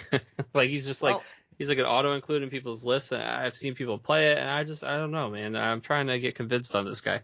So he's a 3 CP 7K, job Dark Knight, category 4. When Cecil enters the field, you may receive 1 point of damage. When you do so, choose 1 forward opponent controls. Cecil and the chosen forward deal damage equal to their respective powers to each other, to the other. Damage 3, Cecil gains plus 1,000 power and brave. So he's an on-curve, well, he's below curve for Earth, generally speaking. He's a suicide he lets you suicide yourself a little bit, which is something, I guess. If you really want damage in Earth. I don't know that Earth is the element that wants it the most, though. And he's not big enough to kill most things that need killing without trading. And I don't know. If I'm going to deal myself a damage, I'd rather him survive the combat. Yeah, I'm a simple man. Yeah, I don't know, man. I'm just like, play Hecaton shares if you really want to fight so badly. You know, you don't even have to deal yourself damage. I've just seen people be high on this card, and to me, they're like, oh, this is the perfect Cecil for like that other deck that you like. And I'm like, no, it's not. I still like the water one better. I mean, like, yeah, you know, I don't know. I'm just not very high on this card, but I've seen people be pretty excited about it. I mean, I think it really depends on what the sizing of average forwards is. If 7K or 8K is enough to break something most of the time, then I think it's better. Like we've seen it just be so high, though. You know. I know. I don't think that I don't think that's true. Like what it needs to be is there need to be a lot of small forwards that matter and must die. Yes. Yes. And that I don't think is the circumstance anymore. Like maybe when Bart's Boko was running all over the place, but even then you're too slow. Like Bart's and Boko already jacked you up if you're playing Cecil. And the damage is super relevant. So yeah, I don't know. Moving on to Lightning. The best card in Lightning is Behemoth K. Yeah, hands down. I mean, like, hey, the Lightning actually is pretty close to tying him. Lightning's actually also absurd, but yeah, Behemoth K is woo! Wowzers. Yeah, so he's 5 CP, 9K, category FFB, job Sage of Hess, sure. I don't know, dude. I don't know what that is. When Behemoth K is chosen by a forward's ability, break that forward. Sure. When Behemoth K attacks, Behemoth K gets plus 3,000 power until the end of turn, and he deals your opponent 1 point of damage. Also messed up. And at damage 5, Behemoth K gains haste, and when Behemoth K is blocked, it deals your opponent 1 point of damage. So, once you're at damage 5, Behemoth K attacking always deals 2 if he's blocked.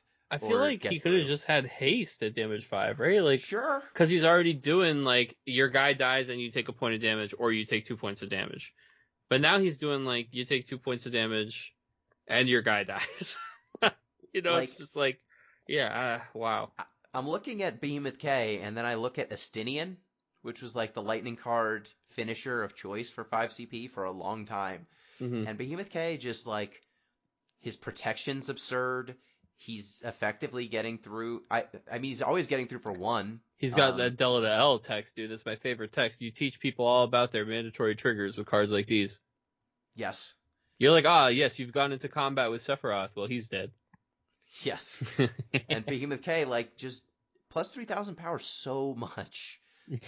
He beats anything in a fair fight because of that. Like, there's no card big enough in a fair fight. This is kind of one of the things I was talking about, dude, when I said Bunavels. So when we get to the Lightning guy, I mean, look at this guy, right? He costs 5, and I don't even care that he costs 3 more than what I maybe pay for Bunavels, right? Like imagine these guys are on the table together, and this guy just starts swinging, dude. It's just like, it's absurd. He gets right through him. He deals 2 points of damage right away. You don't have to wait for like a damage 3. He can attack twice. You know, like come on. This guy is he's like a cinder block on the gas pedal straight away. Yeah, the only thing that this guy's not getting is like that cost reduction. And what damage 6? The other guy breaks a character. Oh, don't worry, this guy's breaking all your opponent's forwards anyway. Well, you see, when your opponent swings past your Bunavels, it activates damage 3, and then your Bunavels can swing back. And then once you get to damage 6, you break Behemoth K and break your own Bunavels. So break your own Bunavels, dude. They have Galaxy Brain. That's pretty powerful. So Behemoth K just does too much. It's like you can fetch it really easily with Axstar. They're bestest friends. I hope they're bestest friends in the game. But yeah, it does too much. Like, it comes into play, and you have to have an answer for it, and it can't be a forward-based answer, or else your forward's going to die. Combat's really tough because he's just so frickin' huge. But he also demands that you stop him right away, and you can't stop him with blockers. Like, it just doesn't work. He's just too big. Yeah. You need to have gigantic blockers. So this is the kind of card that kind of incentivizes you to play summons. So like any Diabolos kills him for the most part, like the 2 CP one, the 5 CP one.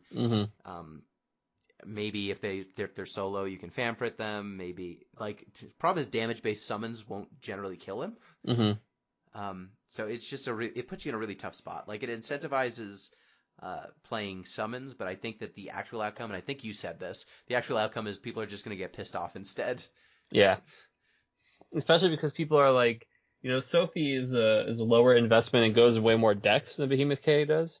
So Sophie is forcing everybody to like, okay, well, I don't want to deal with this. This is annoying me. So I'm going to play all these like summons that really efficiently deal with these 2-drops. And they're like, I'm going to cut down on my Alexanders. And it's like, Behemoth K just comes down on the table. Behemoth K is a really interesting card. Like I said, I've been playing that Lightning Fire deck where it's very much like a control-y kind of burst thing. And the way that you play it is that deck loves to build right to 5 backups and then chill and just blow up everything that you play. And if you don't play anything, I play Behemoth K and I force you to play the game. Because Behemoth K is just like, all right, here comes the clock. Yeah, and the thing is, in that deck, I've been actually playing the Opus XI Red Mage. That is you tap and you just haste. Pay fire and tap for haste. So that makes this guy essentially like BFA cost, right? But he comes in attacking. So like if this guy was a 7 CP and he had haste, I'd play it. So that Red Mage has actually been absurd with this card because it's just like, okay, here he comes, all right, and here he's attacking. Even if they have summons, they usually don't have as many, and it's usually harder to get to multiple summons than it is to get to multiple copies of a forward. There's different ways, you can search this guy out with 2 different backups and a forward, and those are in 3 different colors. So like there's definitely ways, and that's just BE stuff. The one of them I was saying is Aldo, but like you can also search him with Gabranth. There's just like a lot of ways to get to this guy. There's a lot of ways to get forwards back out of your break zone. Behemoth K, very, very powerful. Apex Predator. Yeah, for sure. I mean, and I sent you the one beam, right? Or it's just like Locke and Ferris, and because he has the exact face of like that cat from the meme where they're like whispering at each other across the table. And I think it's so funny because he is like that, because it's just like all the guys are whispering like, God, man, our auto abilities, like, I want to Zone Freeze this guy. I want to shoot him with Warriors of Light. He's just like, what did I do? Hey, you ruined all of our plans, Behemoth K. The true Burger King lets you have it your way, dude. The card is very good. Let's talk about the lightning, because I don't know if this is underrated. Are people underrating lightning? I hope No, not. no, people are just like windmill slamming lightning and anything with purple cards in it. Okay, good. So lightning is in 7 cost 9K, Dissidia Final Fantasy, category 13, job savior. When lightning enters the field, choose up to 2 forwards opponent controls or forwards in your break zone. Remove them from the game. When lightning leaves the field, return each card removed by lightning's ability to its owner's hand. So at worst, she's a 9K that's also a Sildra on your opponent's stuff, or she draws you 2 cards out of your break zone if your opponent ever deals with her. And like one of the best things about her not quite being the Sildra is that the first thing she does is RFG the forwards, which is like the most potent, powerful kind of removal, and nothing can stop it, right? So she RFGs the forwards from the game, and then they have to deal with her without that CP. Like, so it's like, a lot of times when you bounce the things, you do actually give them some mana to like deal with this threat you've just created. But lightning is, imagine this coming down. Oh, the Behemoth K is like already doing stuff, and this is like the play you do with the tempo you've bought yourself with the Behemoth the next 2 turns, right? It's just like, God, this just closes the game out in such a powerful way that, like you said, even if they snap kill lightning, you're probably still going to win the game the turn after you play her. Sildra was 6 CP, and it was fair. Yeah, that was like very a thing fair. People would do sometimes. And lightning is a 9K for 1 CP more. That, like, there's this second mode too. Like, you can do a value lightning. You can just play lightning and then RFG a Behemoth K and some other card. And then Althea your break lightning zone. back to your hand, and then you get both of the cards because it just leaves the field. You don't even have to break her. Yeah, there's some really cool stuff you can do. Also, like, you can play the lightning, and then you can respond to the ability by making lightning leave the field. Yep. So if I play her and then I Althea her in response, I just RFG your 2 forwards permanently, and they don't come back.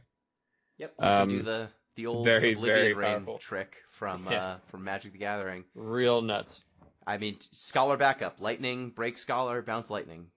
Tasty. The Althea and that are both just like, and those are both multicolor combos like Lightning Water and Lightning Wind that are very good.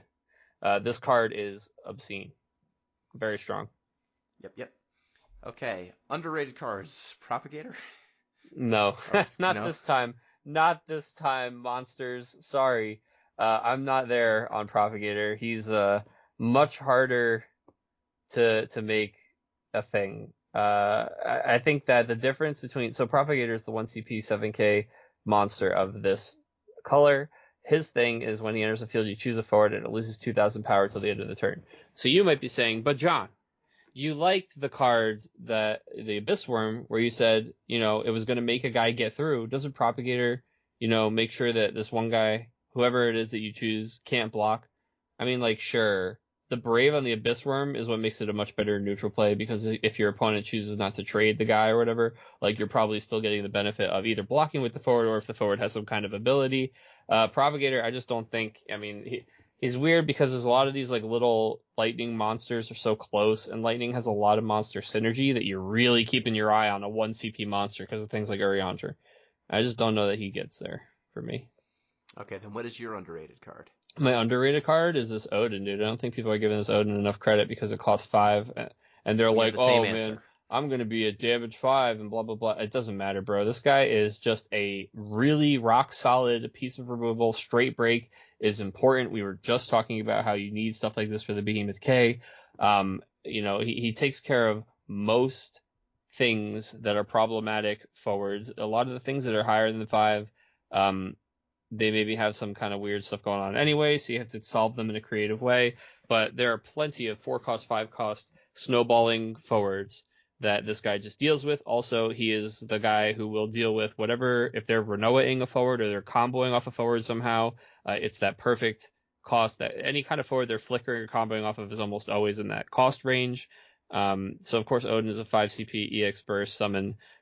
His class doesn't matter. It's like Final Fantasy Explorers or whatever. If you receive 5 points of damage or more, the cost required to cast Odin is reduced by 3. And he's just choose a forward of 5 or more and break it. So EX Burst, he just chooses a forward of 5 or less and breaks it. EX Burst, he just does that, right? Normally, he's just a 5 cost for that, which is fine because most people pay the 7 CP Odin cost. I mean, if you're playing that card in a deck and you draw it, we've all paid the honest cost to play that, and it hasn't always been bad, right? Just killing a thing sometimes is worth. This is at a much better rate. It has the EX burst, and it can cost 2, which is obscene. In the punch yourself in the face deck, this is incredible. You get to that cost reduction really fast. And if you're recycling this with things like Terra or whatever, oh, forget about it, dude. Just 2 CP, break that guy, break that guy, break that guy. Very strong card. Yeah, and I agree wholeheartedly. Like, I played that Odin. Like, I've played the Bahamut with the same discount clause and the Odin. The Odin is so much more powerful. Yes. And literally the first game I played that card, the first game that I played both of those cards, I was like, oh, okay. I already like these cards more than I thought I did. Yeah. And this Odin is just on another level from the Bahamut, and both of them are playable. Yes, for sure. So, agree there. Overrated card in Lightning. Overrated card in Lightning. Are people playing Jake? I was gonna say Jake. Yeah, some people are talking about Jake. I just don't care for. Oh yeah, wow, you paid 3 different colors and you did 9K. Like, all right, whatever. I'm not all about that Jake. Yeah, Jake the Snake over here, the Marksman, FFBE, 3CP 7K. He does 3,000 damage. So when he enters the field, choose one active forward opponent controls, deal it 3,000 damage for each CP of a different element you paid to cast Jake. I just don't want to have to play 3 elements, and I don't want to have 3 elements of different 3 backups of different elements to get his full effect. Because 6K is just not enough to kill most of the stuff that matters. You need the 9K, and once you're there, you need to be, later in the game, you need to have 3 backups down, and each of them have to be of different elements. So it's probably turn 3, 4, 5 at that point, I'd guess. Yeah. In most circumstances. And then Jake's just not that impressive. He also kind of eats up your backups for killing. Yeah, you're kind of... He puts you in an awkward spot. You have to do him in the weird way. He ends up being like those restrictive cards like Nimbus. Yeah, it's strange. I'm not really here for him. Sorry, Jake. So moving on now to Water, the final of the regular elements. My favorite element. What do we think is the best Water card? Sarah. Sarah's very good, yeah. Sarah is the new North Stalin. Pretty much. Yeah, Sarah, 4 CP, backup, Job Princess, Category 3. When Sarah enters the field, you may search for one Job King, Job Prince, or Job Princess and add it to your hand. Notice that, unlike many of these search clauses, Sarah does not restrict you from getting herself, so if all else fails, just get another copy of Sarah. Yeah, this backup is absurd. This backup searches for some of my favorite jobs in the game, and I've always been the niche weirdo playing with princes. And now everybody's playing with princes, but that's okay because they're just enjoying what I've enjoyed for so long. The power of the prince, Gino, and just these cards in general. They're finding these sleeper cards in these different elements that have always been good that people haven't really paid much attention to, like Clady and Mute, the new Mute, newer Mute that dulls and freezes 5 backups. Also the old Mute, who now has a new life in searching for these new cards. This gets the 1 CP Princess Sarah and takes that card from like a 6 or 7 out of 10 to like a 12 out of 10 because every single game you start with this Sarah, who is Job Princess, you search for Princess Sarah first every time unless it's in your hand, and boom, you get your colors online, you fix your stuff right away. This card's going to be around for a very long time. Yeah, very, and very it's strong. Not restricted to backups either, so unlike Norstalin. Yeah. Sarah can go get you a Prince forward. Yeah, late game you just go get a Lena. Go get a Lena. A Leo of choice. A Regis. Yeah. If you're in those elements, like. There's just so many. There's so many. It's not even worth listing them all. There's literally over 50 or 60 targets for this card. So. Yeah, super powerful, super flexible. It's going to see a ton of play. For me, I was going to go with Nickel. Yeah, very good card. Nickel, 2 CP, 5K, Job Tactician, Category FFBE. The multi-element forwards you control gain plus 1,000 power. When a multi-element forward enters your field, draw 1 card. This effect will only trigger once per turn. This card makes the multi-element decks that include water just hum. If you have Nickel in play, like every forward once per turn you're drawing an extra card, which just puts your opponent in such a tough spot because most of these multi-element cards are just really powerful to begin with. And so getting card advantage, turning them all into card advantage, making them all better in combat. Nickel just does a lot of things for those multi-element decks that include water, and it's a really strong reason to build multi-element cards that include water, multi-element decks that include water. Yeah. Just super powerful. I was a little bit low on this card, and then the very first time that I played it, I was like, never mind. This card's insane. Yeah. There were a lot of games that I played where I was playing Water, Fire, Ice, and I had in play like, what's her name? Like Chime and maybe a Laswell and maybe, some other powerful multicolor cards. And my opponent would elect to kill Nickel instead of the other things, because at the end of the day, the Nickel just snowballs and the other cards didn't in the same way. Even better, I have people they're in that situation. They're like, God, well, I can't kill the Nickel. And you're like, yes, please leave my card engine in place. Yeah, and it was entirely the right choice. My opponent was making the right decision, but it says something about a 2CP forward and it's honestly trivial now that we have this many multicolor cards to get 20 plus in a deck. So if you had a card that said every forward you play, once per turn, draw an extra card, like you'd play that card. Yeah, pretty good and that's card. what Nichols does in most of these. He's got that Anthem to boot, man, and most of those cards are already over curve, so getting them that 1,000 is really actually a big deal. I mean, putting Celestia to 10 is nuts. Yes, very much so. So what do you think is an underrated water card? An underrated water card. I think people are actually coming around on the Agrius altogether, so I'm going to have to go with this Leviathan. I still think isn't seeing as much play as it should. This Leviathan is actually really, really absurd. So Leviathan's a 2CP EX burst.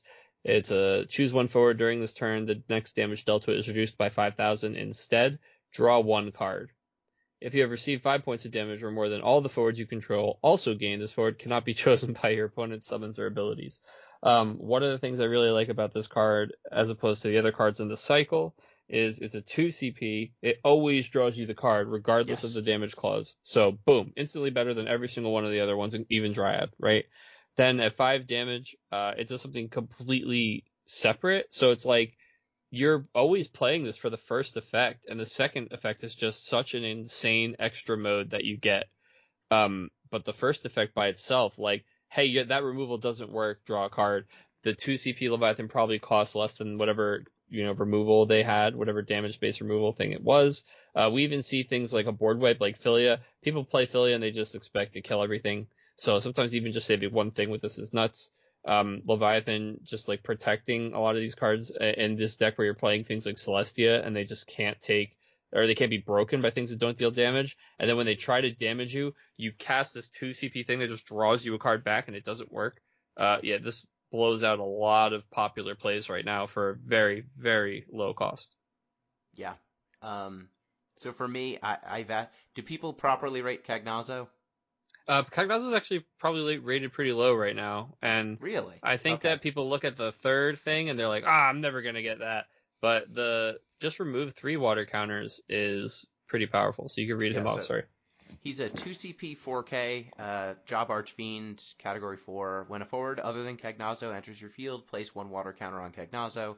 Remove 3 water counters from Cagnazzo. Choose 1 forward. It loses 8,000 power until end of turn. And then remove 7 water counters from Cagnazzo. All forwards opponent controls lose 10,000 power until end of turn.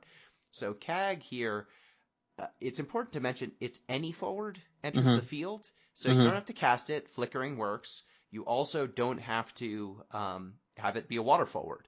So I feel like the water counter might throw people to make you think that it has to be water, but if you're just playing lightning water, ice water, really anything that's going to... Kadaj just turns it on every single turn. So like all of those sorts of cards that I think just go together, like a Layla Viking, Viking Chains, now are a thing, Renoing things. Maybe if you're a psychopath and you play Une, the 6CP backup Une, like all of those things just will flicker Cagnazzo over and over and over again. And like, I don't know, a 2CP 4K that threatens to kill something, every other turn? Yeah. Probably. I mean, losing 8,000 power is very, very strong. The fact that it loses power also. Yeah. Big deal. Like, combat's just miserable once Cagnazzo gets going. And if you ever get to 7, you're going to wipe your opponent's board, and most likely. Yeah, and the thing is, like, if they go to do something about you getting to 7, you can just do something about one of their guys. Or maybe 2 of their guys, if you're not quite at 7 yet. You know? So the downside of Cagnazzo is that he gets hit by splash damage on 2 CP removal that I think is in an uptick. Yes. But he's at least worth killing. Like, he's a 2 CP forward that has to die in most cases. So what do you think is an overrated water card? Ovelia. Aw.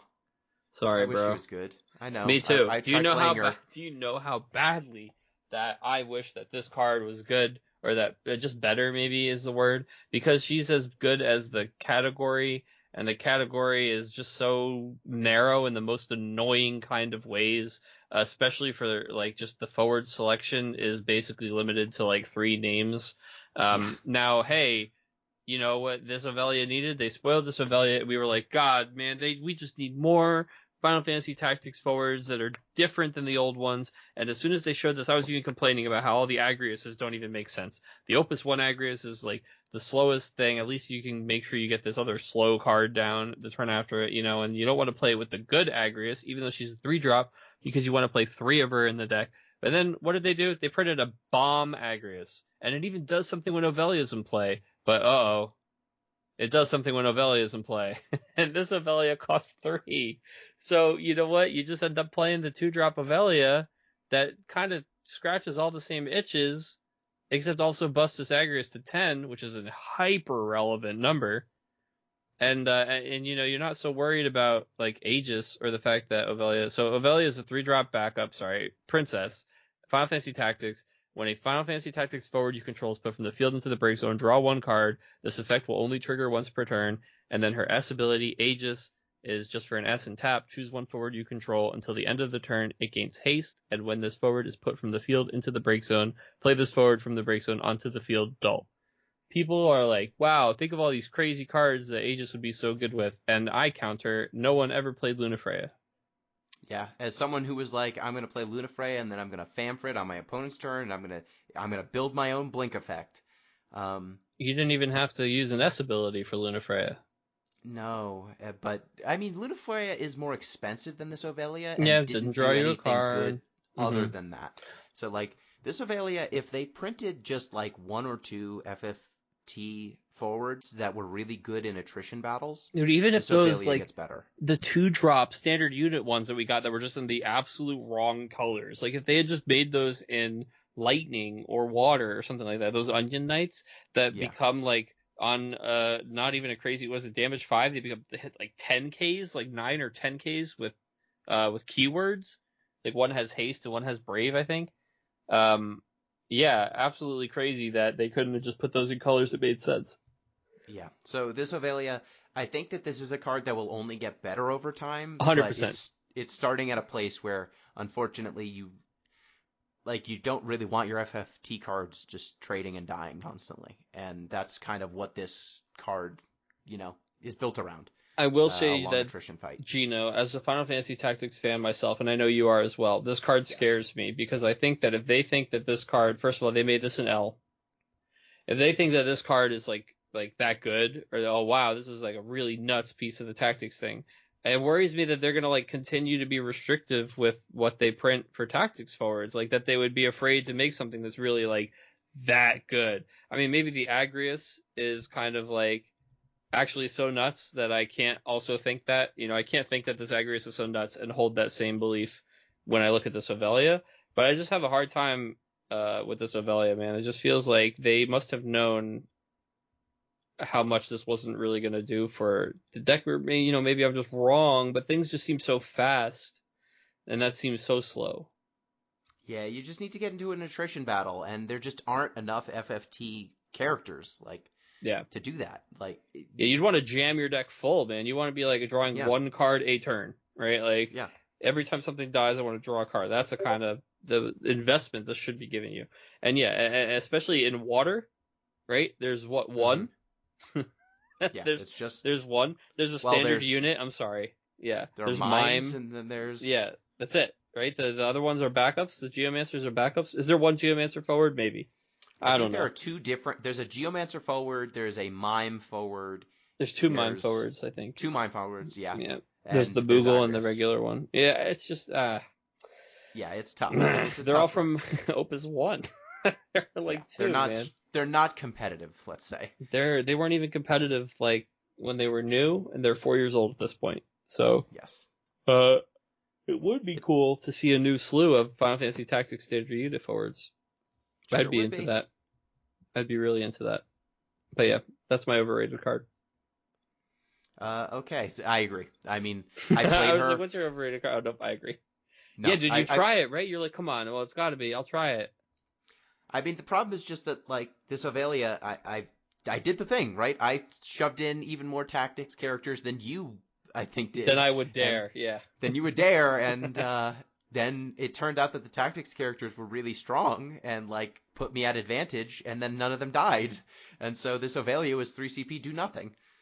As a backup, and I was like, yeah, that's against the deck, the FFCC deck with like 40 something FFCC cards because I just wanted to use Promo Yuri and reveal an FFCC card. I certainly wasn't killing any of your tactics forwards that game. No, you weren't killing any of them. I don't think I had removal.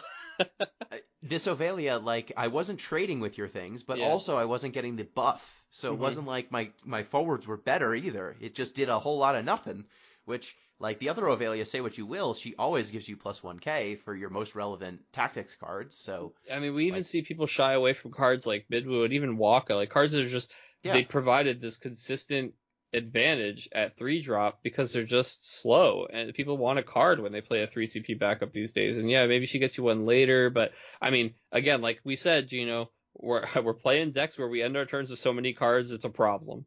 And I just don't know that that's what the Ovelia decks look like. Okay. Move. Yeah, I mean, I agree. I was thinking, like, Luca was another card that I was thinking, like, for an overrated card, Luca is just category FFB, forwards you control get plus 1,000 power. But that text on a backup has never had less appeal to me. Like, we're out here tutoring Princess Sarah. Yeah. Yeah, you know? Exactly. Yeah. Yep. Yep. Light and Dark's pretty easy for this set. Yeah, so Materia, 1 CP, 2k, Dissidia Final Fantasy, Job Goddess. You can play 2 or more light characters onto the field. But important, you can't play her if you have a light forward you can play already, unlike a lot of these other Materias and Cosmoses. When Materia enters the field, you may pay X. When you do so, search for 1 light forward of cost X, play it onto the field. When a light forward other than Materia you control is put from the field into the break zone, draw 1 card. This effect will trigger only once per turn, because of course it would be too good if it triggered multiple times. And then Spiritus is kind of the dark inverse. He is 1 CP, 2,000 power. You can play 2 or more dark characters onto the field. When Spiritus enters the field, you can pay X. When you do so, search for 1 dark forward of cost X, play it onto the field. When a dark forward other than Spiritus you control is put from the field into the break zone, choose up to 1 forward, remove it from the game. This effect will only trigger once per turn. So Materia is a better neutral play because she's just advancing your own game plan. Spiritus is a much better play if your opponent's doing anything that matters. My problem with both of these cards is that you have to draw everything in the right order because of the nature of light and dark cards. And like you said, you can't play them out if you draw one of the other stuff first. So you not only have to like draw them early, but you also have to draw them earliest, you know, than the other cards. And like, you have to be first. Yeah, and also, I'll tell you what, man, these are going to be the first light or dark character on your side of the field that dies. The 2,000 power, and they're on a forward. Like, unless you do something that turn, right? Like, to trigger them. I feel like I've even seen people try really hard to do like Materia into Light Lena, you know, that kind of stuff, and it just is it's like not worth the planets have to line up for it to get you the most value, and even then you're like, I did it, and, you know, that's it. Materia into Light Aerith, break Light Aerith. That's the best play, right? It. Materia into Light Aerith, and you cloud pod the Light Aerith into something else, and then you draw a card. And so what turn is this that this is happening? You filled your deck with light and you cards drew the too. Materia somehow. Yeah, you know, I don't know. It's too much. So then we get to the multi elements. I think like last time, they're all playable. Every single one of them is playable. Multicolor fixing is really powerful. Should we go with the old elements first? The old pairings? How do we Yeah, want I to do mean, this? yeah, I can Or be just pretty quick about talking about 3 of them. There's only one of them that really does tickles your fancy? too much for me. I guess maybe 2 of them are worth speaking about, yeah. Okay, which ones? So Yuzuki and Hope are the 2 that are worth talking about, and I think that what's their face? Gudon, and then Laswell. Sorry, not her face. Yeah, Laswell. People have been, I guess, coming around on. I still need to be convinced. Gudon, it just feels like he doesn't do enough by himself. But the other 2 I like a lot more. I mean, are we gonna read them all? We could read them all. Okay, I'm gonna speed run. All right, go ahead. Laswell, 5 CP. He's Fire and Ice, FFB King, 8k power. When Laswell enters the field, your opponent discards 1 card from their hand. When a Fire or Ice forward you control attacks, choose 1 forward an opponent controls, deal it 3,000 damage. So my summary for Laswell is what if Rain, but for all of your Ice and Fire cards.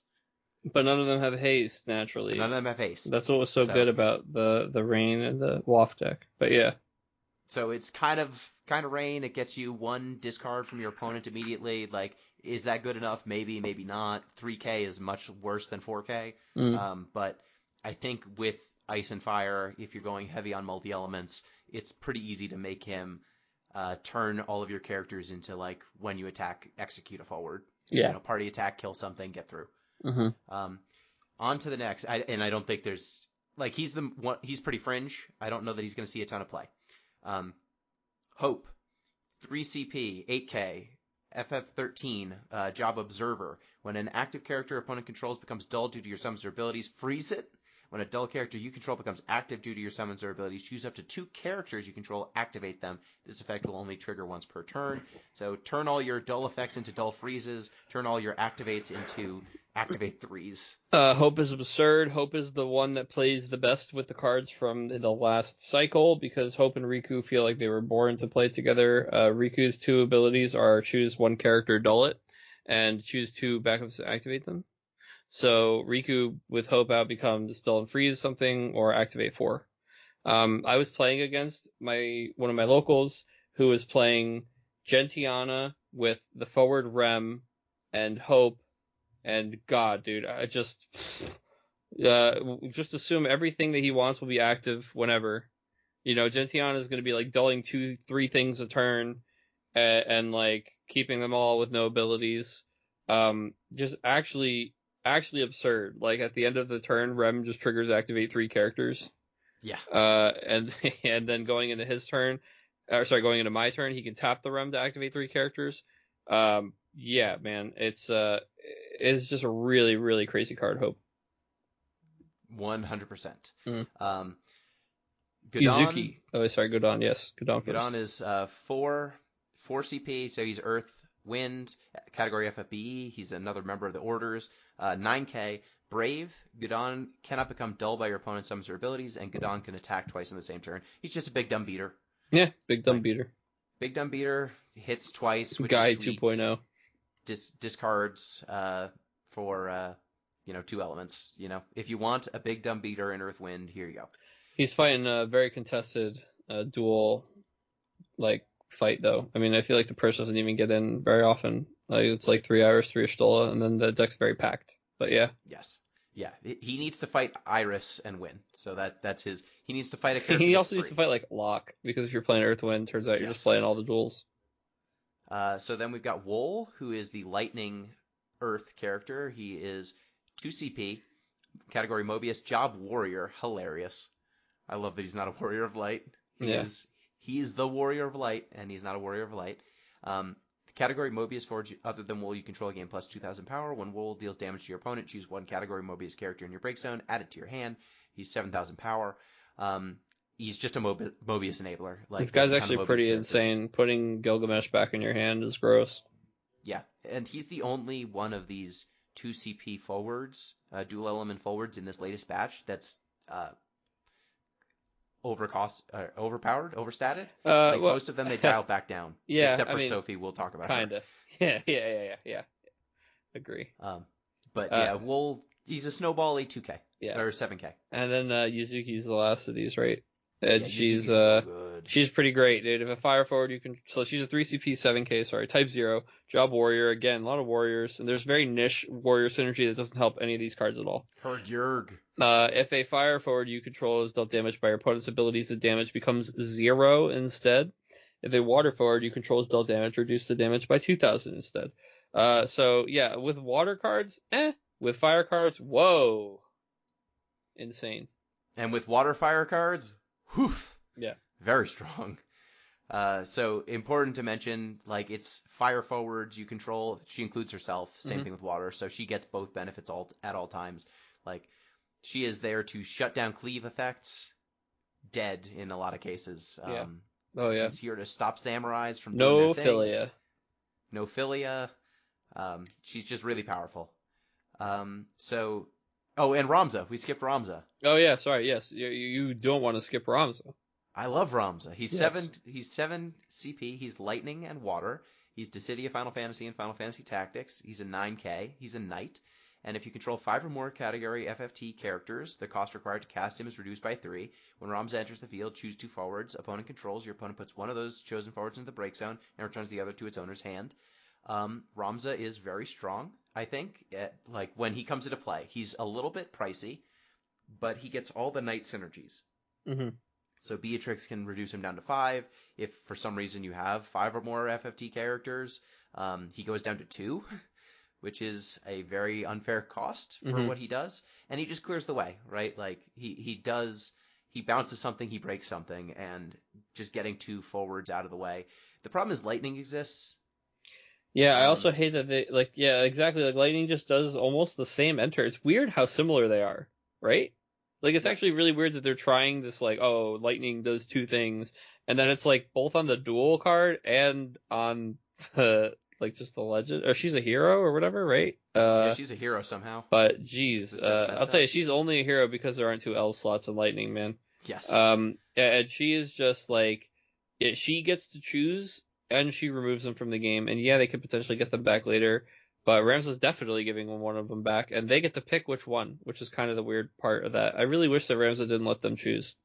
And I wish it was up to 2. Yes. Oh, that too, yes. Because it's just like we say, I think that bounce is being severely underrated right now. Agreed. As people really hate on Chime I don't understand how they could possibly. People are wrong. But I think that giving your opponent the option to choose which of their guys you want to get bounced when you have to get 2 of the problematic guys out of the way, it makes bounce worse, for sure. Yeah, so Ramza, the reason I like him is just because of the knight synergies. Like, if you can get him cheap, he is probably, him and the new Agrius are probably the most impactful knights on cast. A lot of the other knights, like the Opus 5 Ramza, you need everything to be going right for that guy to do much of anything. Come on, you don't like breaking a backup? Heretical Knight Garland, bro? Come on, he's a knight. He's good. Yeah, no, he's one of the ones that who I guy. keep, every time they make something that makes knights cheaper, I keep looking at him like, come on, man, come on, come down. Come meet me at 4. Meet me at 4 CP.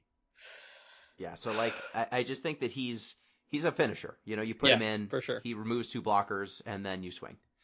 So he's a useful game ender.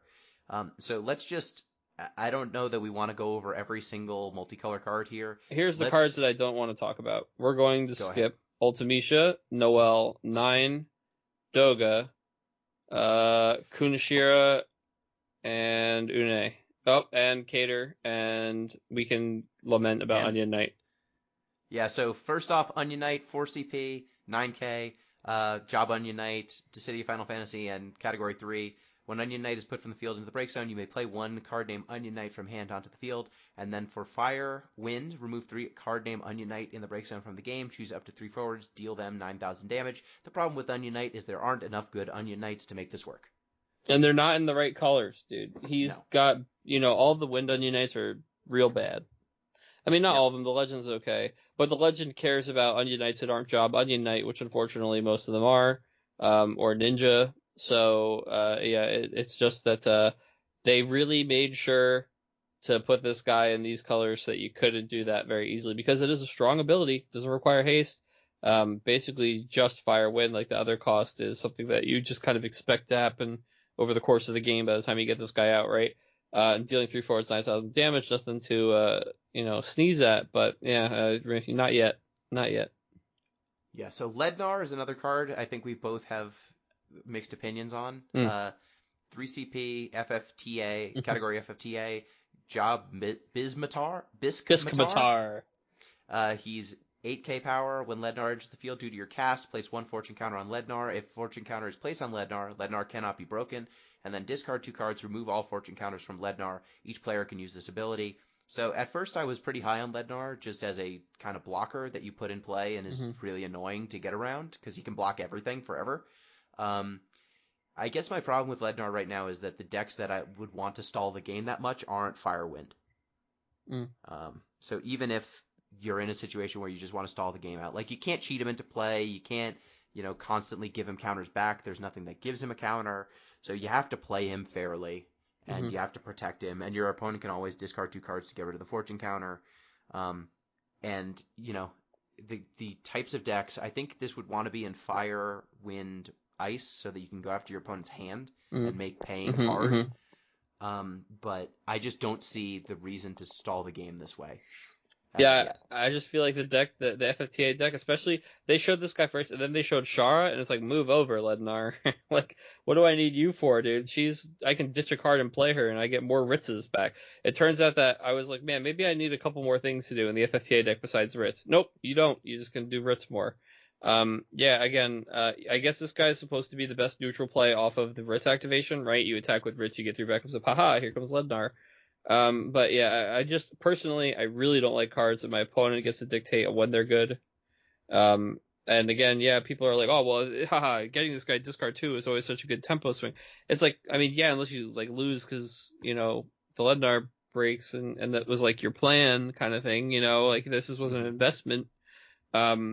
If you play this Lednar and he just dies the first time I attack and I discard 2, it's basically like you discarded 2 too, like the Lednar and whatever you kind of used to pay for him type thing. It's like, you stopped the damage. I mean, obviously there's much more to it than exactly that. I just feel like he's not as reliable as I would like him to be for the position he's going to take, being like the defender, right? I don't want like a gate where like there's a chance my opponent can just like pay a bunch of money to get the password. Like, no. I want them to not be able to get the password no matter what. Like smash the gate. You have to deal with it. I don't want to, like somebody's making a deal behind the scenes here to get rid of his fortune counter. Also, God forbid engineers ever become a thing. This guy is just real sad. Because then the FFC Sid just removes the counter. Just get rid of that guy. Yeah, so I think Lednar, he's a solid neutral play. If you're going after your opponent's hand, you put them in a vice on getting rid of the fortune counter. But I don't know, like, the decks that want to go over the top and want to stall aren't Fire Wind and don't play Fire Wind. Like, I was thinking of it in, like, the Shikari Loop deck or just the Riku Loop decks. Like, those decks are Earthwind. And right now, Earthwind Fire is not really fully supported yet. Maybe in the future it will be. And then you get Lednar in to kind of stall the game out. Because ultimately you're going to win in a combo turn. So it doesn't matter if your opponent deals with Lednar. Just stalling them for a turn and making them discard for tempo purposes, A-okay. Because you're eventually going to win in a gigantic turn that will end them. But right now, I just don't see the reason to play Lednar. And even in those decks, I had no problem assembling combo kills on like turn 4 or 5. Yeah. And even then, like, Lednar's out, what do you do with him? You just, like, never attack with him so he can be this great blocker? Like, just block. Okay. Like, move him out of the way? Or put him back in your hand? Yeah, it's just, like, it's so unreliable. That's why I use that word. I just need the reason why he's there to be because he's buying me time to do a combo kill. Yeah. And if that's the exact circumstances, I'm fine with him. But as a neutral play, like, he doesn't even attack especially well. Like, your opponent has a 9k, they just block him. And he doesn't do anything special. Like, he can be dull and frozen. So, yeah. Fun card. I don't know that he's super good. So, of the Ice Earth forwards, you wanted to talk about Delita? Yeah, so I just think that Delita is good because he says choose one character who costs 2 or less in your break zone, add it to your hand, and Sophie costs 2. Yep. So, White Tiger will see Nimbus. Yep. White Tiger will see Nimbus I actually really like. I like him the more I play him. He's another one of those guys who requires you to pay weird. So he's a 3 cost. He's the Ice Earth, Legend, White Tiger Lassie Nimbus, Type 0, obviously Job Lassie. You can only pay with CP produced by backups to cast him. He is Brave, and when he enters the field or attacks, you choose a character, dull it, and freeze it. Yeah, this guy's a beater. Again, like in that 3-color deck, especially where he becomes 10 thanks to Nickel and draws a card when he comes in and dulls and freezes a character. But let's forget like the combo stuff for a second, just talk about him. Man, Ice Earth really wants these kinds of cards. Just like it's a big and it costs 3. Ice Earth likes to get to 5 backups, kind of mess with their opponent's resources, and then play just good neutral plays, right? And have a nice long, slow game. This guy is an insanely good neutral play. Yeah, he doesn't have any kind of haste, but that's fine because he'll get that value when he comes in. But then he also has a ton of value on attack and will always be there as a defender. So I think this guy is just like kind of winking at Physalis as he, finds way more play. Yeah, this boy, he just moves things out of the way. Like that's totally worth it. And 9K for 3 is still pretty good. Very good. So when we get to Wind Lightning, we get Golbez, the first EX Burst multicolor card. Oh, that's cool, yeah. Didn't even think about that. 5 CP, 9K, category Lord of Vermilion, and 4, Job Warlock. EX Burst, when Golbez enters the field, you may search for 1 card of cost 2, add it to your hand. Damage 6, when Golbez enters the field, you may search for up to 3 cards of cost 2, add them to your hand, and then you may play any number of Job Archfiends from your hand onto the field. So Golbez, very important that it reads card of cost 2, so he can go get you summons, Diabolos, that's fair. He can get you monsters, he can get you backups, he can get you forwards. So he is just one of the most open-ended searchers we've ever seen. He is appropriately costed. And at damage 6, he just, You get 4 of them. Yeah, you get 4, and then you get to play any number of Archfiends. So you assemble all 4 Archfiends, and then you play them all, and then they do bad things to your opponent. Or you just get 4 cards. Like, it's just so absurd. Totally. To resolve that guy on 6. It's a big ask, but the thing is, it's nice that he's so good. When you just play them, and again, like you said, the card cost 2. Yeah, you can go get the summons and stuff like that, but you also see people like a Cosmos or a Chaos that you can just bam search it out, play it down. Very nice. Yep. The thing I dislike about Golbez is looking at his hand. I don't like what's going on with his fingers. Which one's the thumb? Dude, all of them. They don't look right. There's 5 thumbs, bro. Yeah, I don't like it. Yeah, I don't. Did you want to talk about the lightning? Lightning's alright. I'm coming around on this lightning more and more as Odin, especially that new Odin was pretty good, and the 3 CP Odin's about to become more relevant than ever. Lightning is a dual element. Wind Lightning. She is 2 CP, category 13, job savior. Yeah, we'll see. 5,000 power. When lightning enters the field, select one of the 2 following actions. Search for 1 card named Odin added to your hand, or lightning gains haste until the end of the turn. A 2 CP forward searching for a summon, especially Odin, very, very cool. However, in a heavy Odin deck, this is certainly not the best lightning to play. And even in any Lightning X deck, this is probably not the lightning you want to play.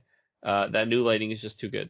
And universal too. She doesn't have any kind of weird element stuff going on. So even though that this dual element, like Lightning Wind is a very powerful element combination, I just don't know that lightning makes a cut there. Agreed. So now we get to Earth, Water. John, I see the floor. Yeah, dude. So Sophie and Sarah Mobius, I feel like we almost have to talk about them together. Sophie is a 2 CP Earth, Water legend. She's Job Monk, which, will certainly be relevant, but hasn't even mattered yet. Category Mobius. For each Earth forward other than Sophie you control, she gains 2,000 power. For each Water forward other than Sophie you control, she gains 2,000 power. And then at the end of each of your turns, if Sophie has 10,000 power or more, draw 1 card, and Sophie deals your opponent 1 point of damage. So if you can get Sophie up to 10k, at the end of your turn, in end phase, Sophie will draw a card for you and deal your opponent 1 point of damage. And to help her get to 10k, we have Sarah Mobius. Sarah Mobius is also a 2 CP Earth Water dual element card. She is a Job Princess, which is relevant. Category Mobius, of course. When Sarah Mobius enters the field, select one of the 2 following actions. Choose 1 forward you control and 1 forward your opponent controls, and they fight, like Hecaton Share style, or draw 1 card. And so sure, she's just a 5k. But obviously, something that we have to point out right away is that Sarah Mobius has 2 different elements, earth and water, so she turns plus 4K for Sophie. So with these 2 cards out, you need only one other water or earth card, or an Anthem effect. And turns out that Lena can play both of these cards onto the field and is one other water card. So this becomes this package that is very tight because of the backup Sarah, the Princess Sarah backup that can be tutored off of it, or just the fact that they can tutor, many Earth cards. And then you have Lena, and you also have Fenrir. Both of these cards starting to fall out of favor a little bit. Fenrir never really in favor. Lena was good and got worse over time. Now all of a sudden, new life breathed into these cards just because it's that important to keep reviving these cards. Sophie getting to 10,000 power is not only very easy, but is absolutely a win condition and a plan for many decks. Sophie is very popular, and with good reason. She's very strong. A lot of people are playing her, myself included. I'm a huge fan of Earth Water, and I love what this card does. This card enables a playstyle that has not existed in Final Fantasy TCG yet. It tried to kind of make its debut on Necron, which was an interesting card, but even when Necron came out, we were saying, this effect is so cool, but I don't know if this is the best card for it. Well, yes. Guess what? They found the best card for it. Sophie lets you play a defensive game of Final Fantasy and win. That's only... Well, go ahead, sorry. She's the second card, I think, to make this a legitimate win condition. The other one was banned. I was just about to say, Riku was the only other time in history that you were able to play passively or play defensively and win. And yeah, it was banned. Now, I will say this is very important. The reason that Riku was banned is because Hobby Japan did not like that you could win a game without playing forwards. That you didn't have to. Not only did you not have to play forwards, you didn't want to play forwards, right? You were fanfretting away all their forwards. The whole point is this is a game of Final Fantasy characters, and they should be winning you the game. And yeah, she's a backup, but they want you to play. That's the whole design of the game is play forwards and attack. They want combat. Right, exactly. So yeah, while Sophie isn't directly, I mean, she definitely gets in there with combat. While what is good about her isn't combat, she is a forward. And therefore, she is also susceptible to way more types of removal than Riku ever was, but is almost more oppressive, wins games faster, for sure, and is just all around. I love this, I don't even know what to call it, this angle, this potential that you can win these games by playing this defensive game. However, Sophie maybe a little bit overtuned. Yeah, so... Sophie is so strong that I think she will warp the meta around her. I've already seen people packing 3CP Odin, the one that breaks a 2 or less cost forward draw card. I've seen those in main decks. I've started putting Zalbog in my Knights decks to kill Sophie. I've thought about putting skeletons in lightning decks to kill Sophie. I play Auser. Yeah, you play Auser? I'm not laughing. That's a real thing. I play one Auser, bro. I'm not even kidding. I've taken 2 Sophies so far. People are like, what? Yeah, that's what you need to do. So, anything that breaks 2 CP forwards now is hyper relevant. And Diabolus also got really, the stocks on so many cards have shot up because of Sophie. Both cards that answer her and cards that, complement her. Getting brand new life. And it's one of the coolest things about this game, honestly. I really do love how that happens to old cards. She really just warps the format. So be ready for her. She's going to be everywhere. I just want to say this. I know we didn't want to discuss Doga. Don't play Doga. Don't. It says 6 CP.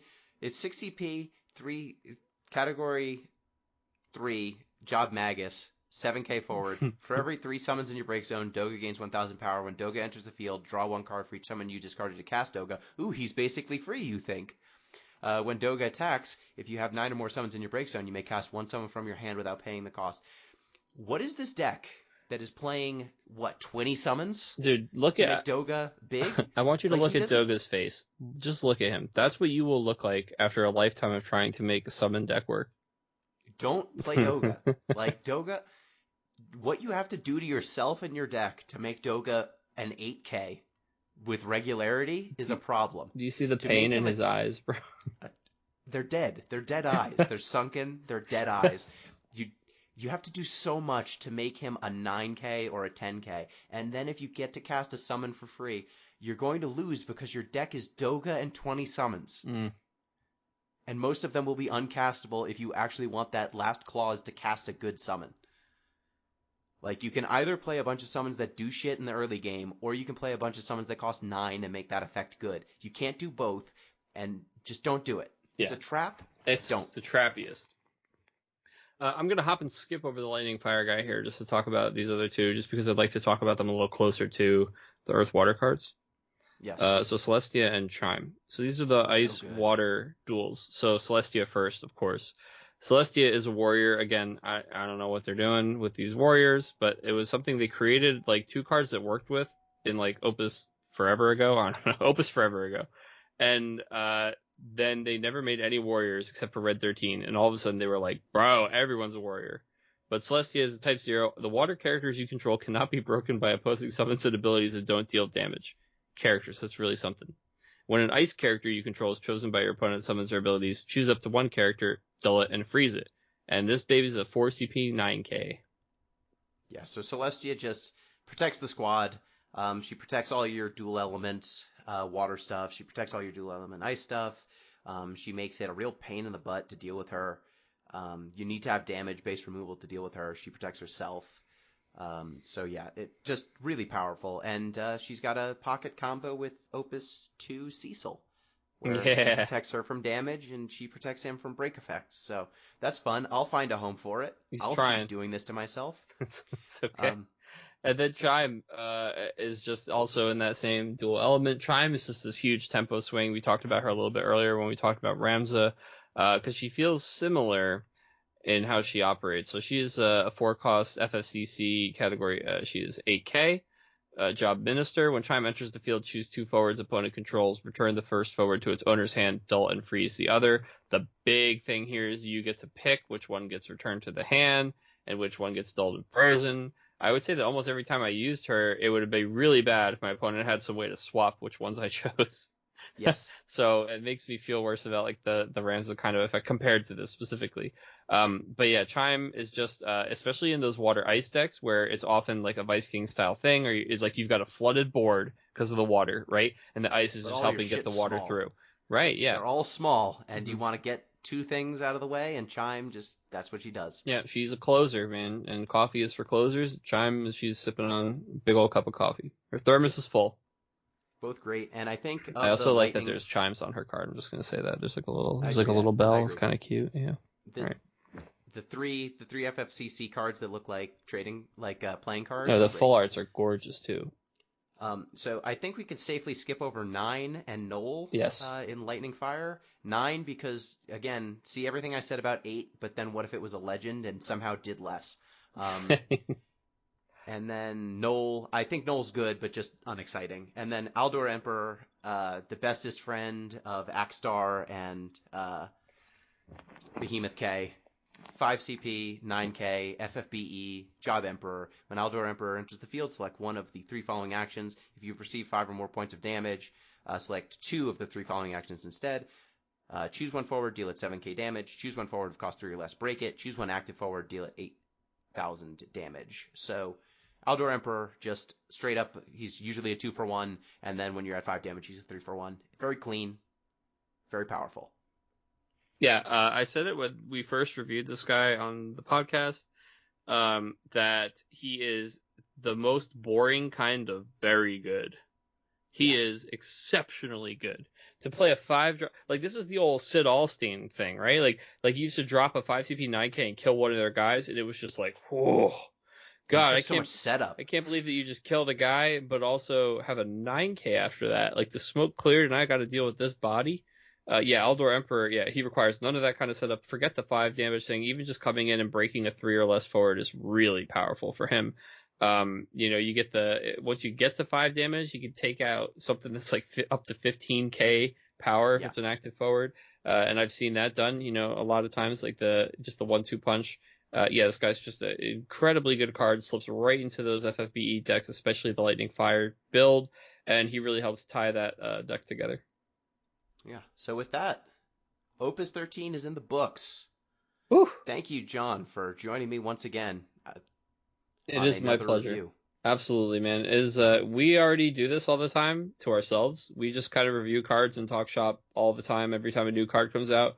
But I do like getting to share those conversations with other people because I feel like we really do have some great talks.